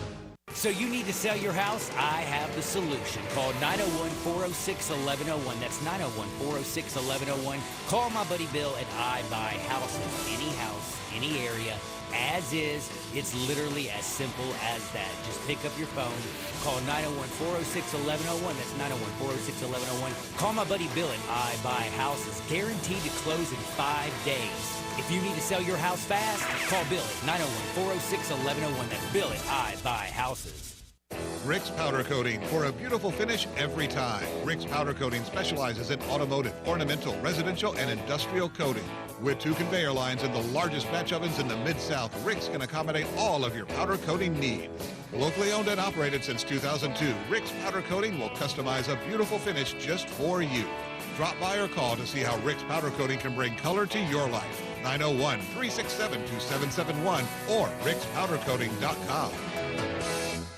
Crunch Time is brought to you by Humdinger's Taco Tuesday. Enjoy crunchy slaw, grilled fish, and chicken, and the best taco sauce in town. $2 tacos all day. The best deal in town. Now, back to Sports Time on Sports 56 and 98.5 FM. This hour brought to you by Jaguar Land Rover Bluff City. Here once again are Brett Norsworthy and Brian Jacobs. This is pretty cool, and we're just getting started, so.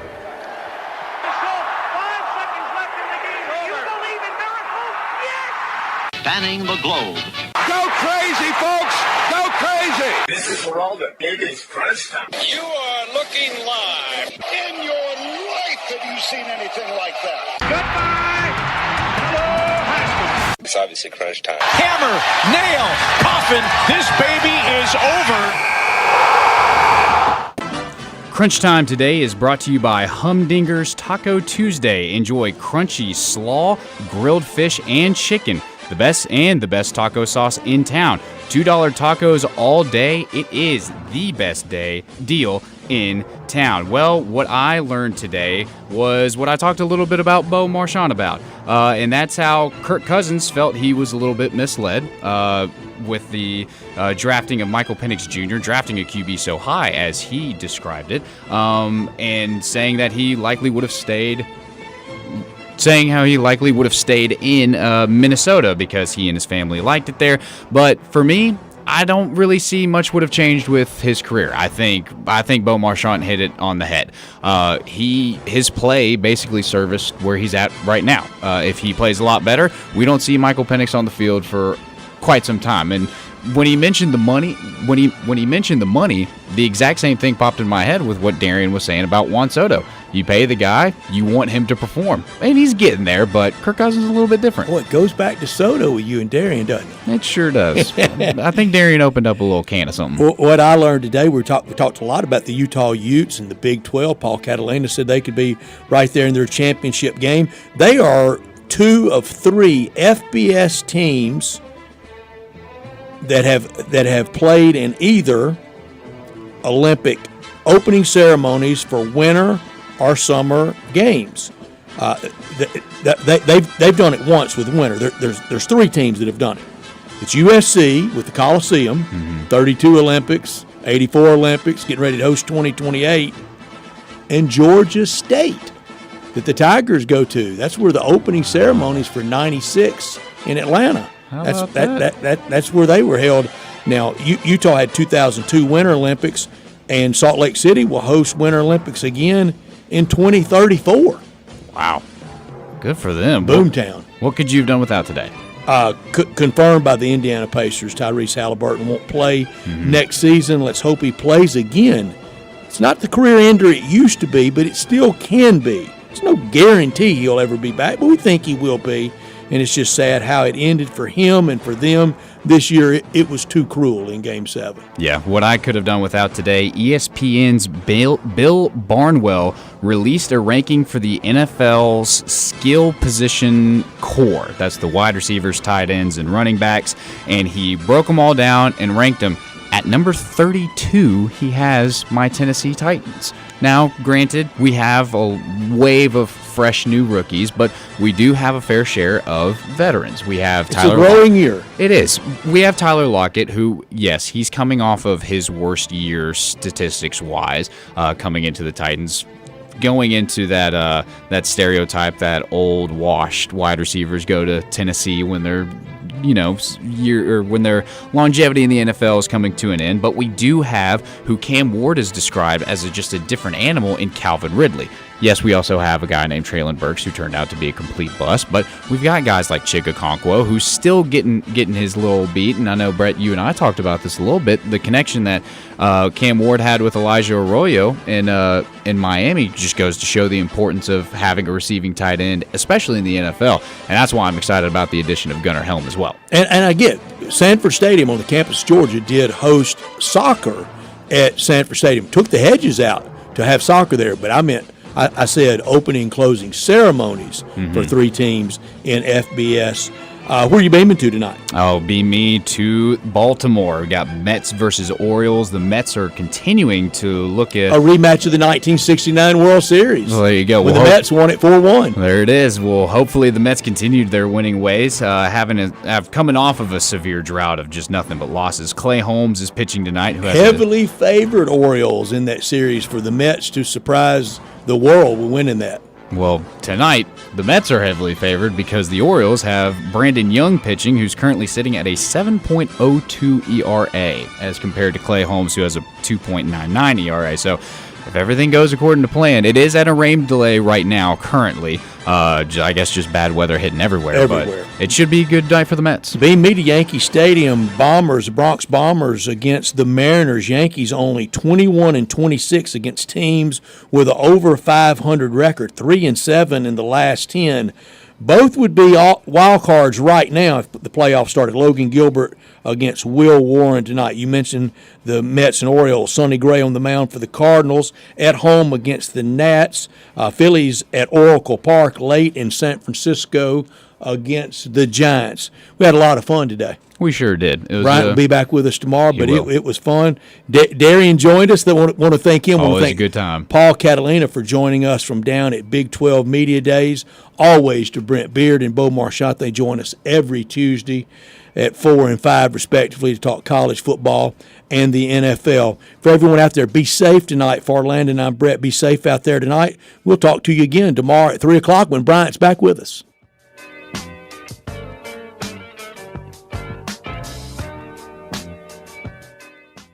Hi, this is Greg Gaston with Sports 56 Radio. I'm sure you've heard the name NST Law. They've been a trusted name in Memphis for as long as I can remember. And to back that claim up, my family has hired NST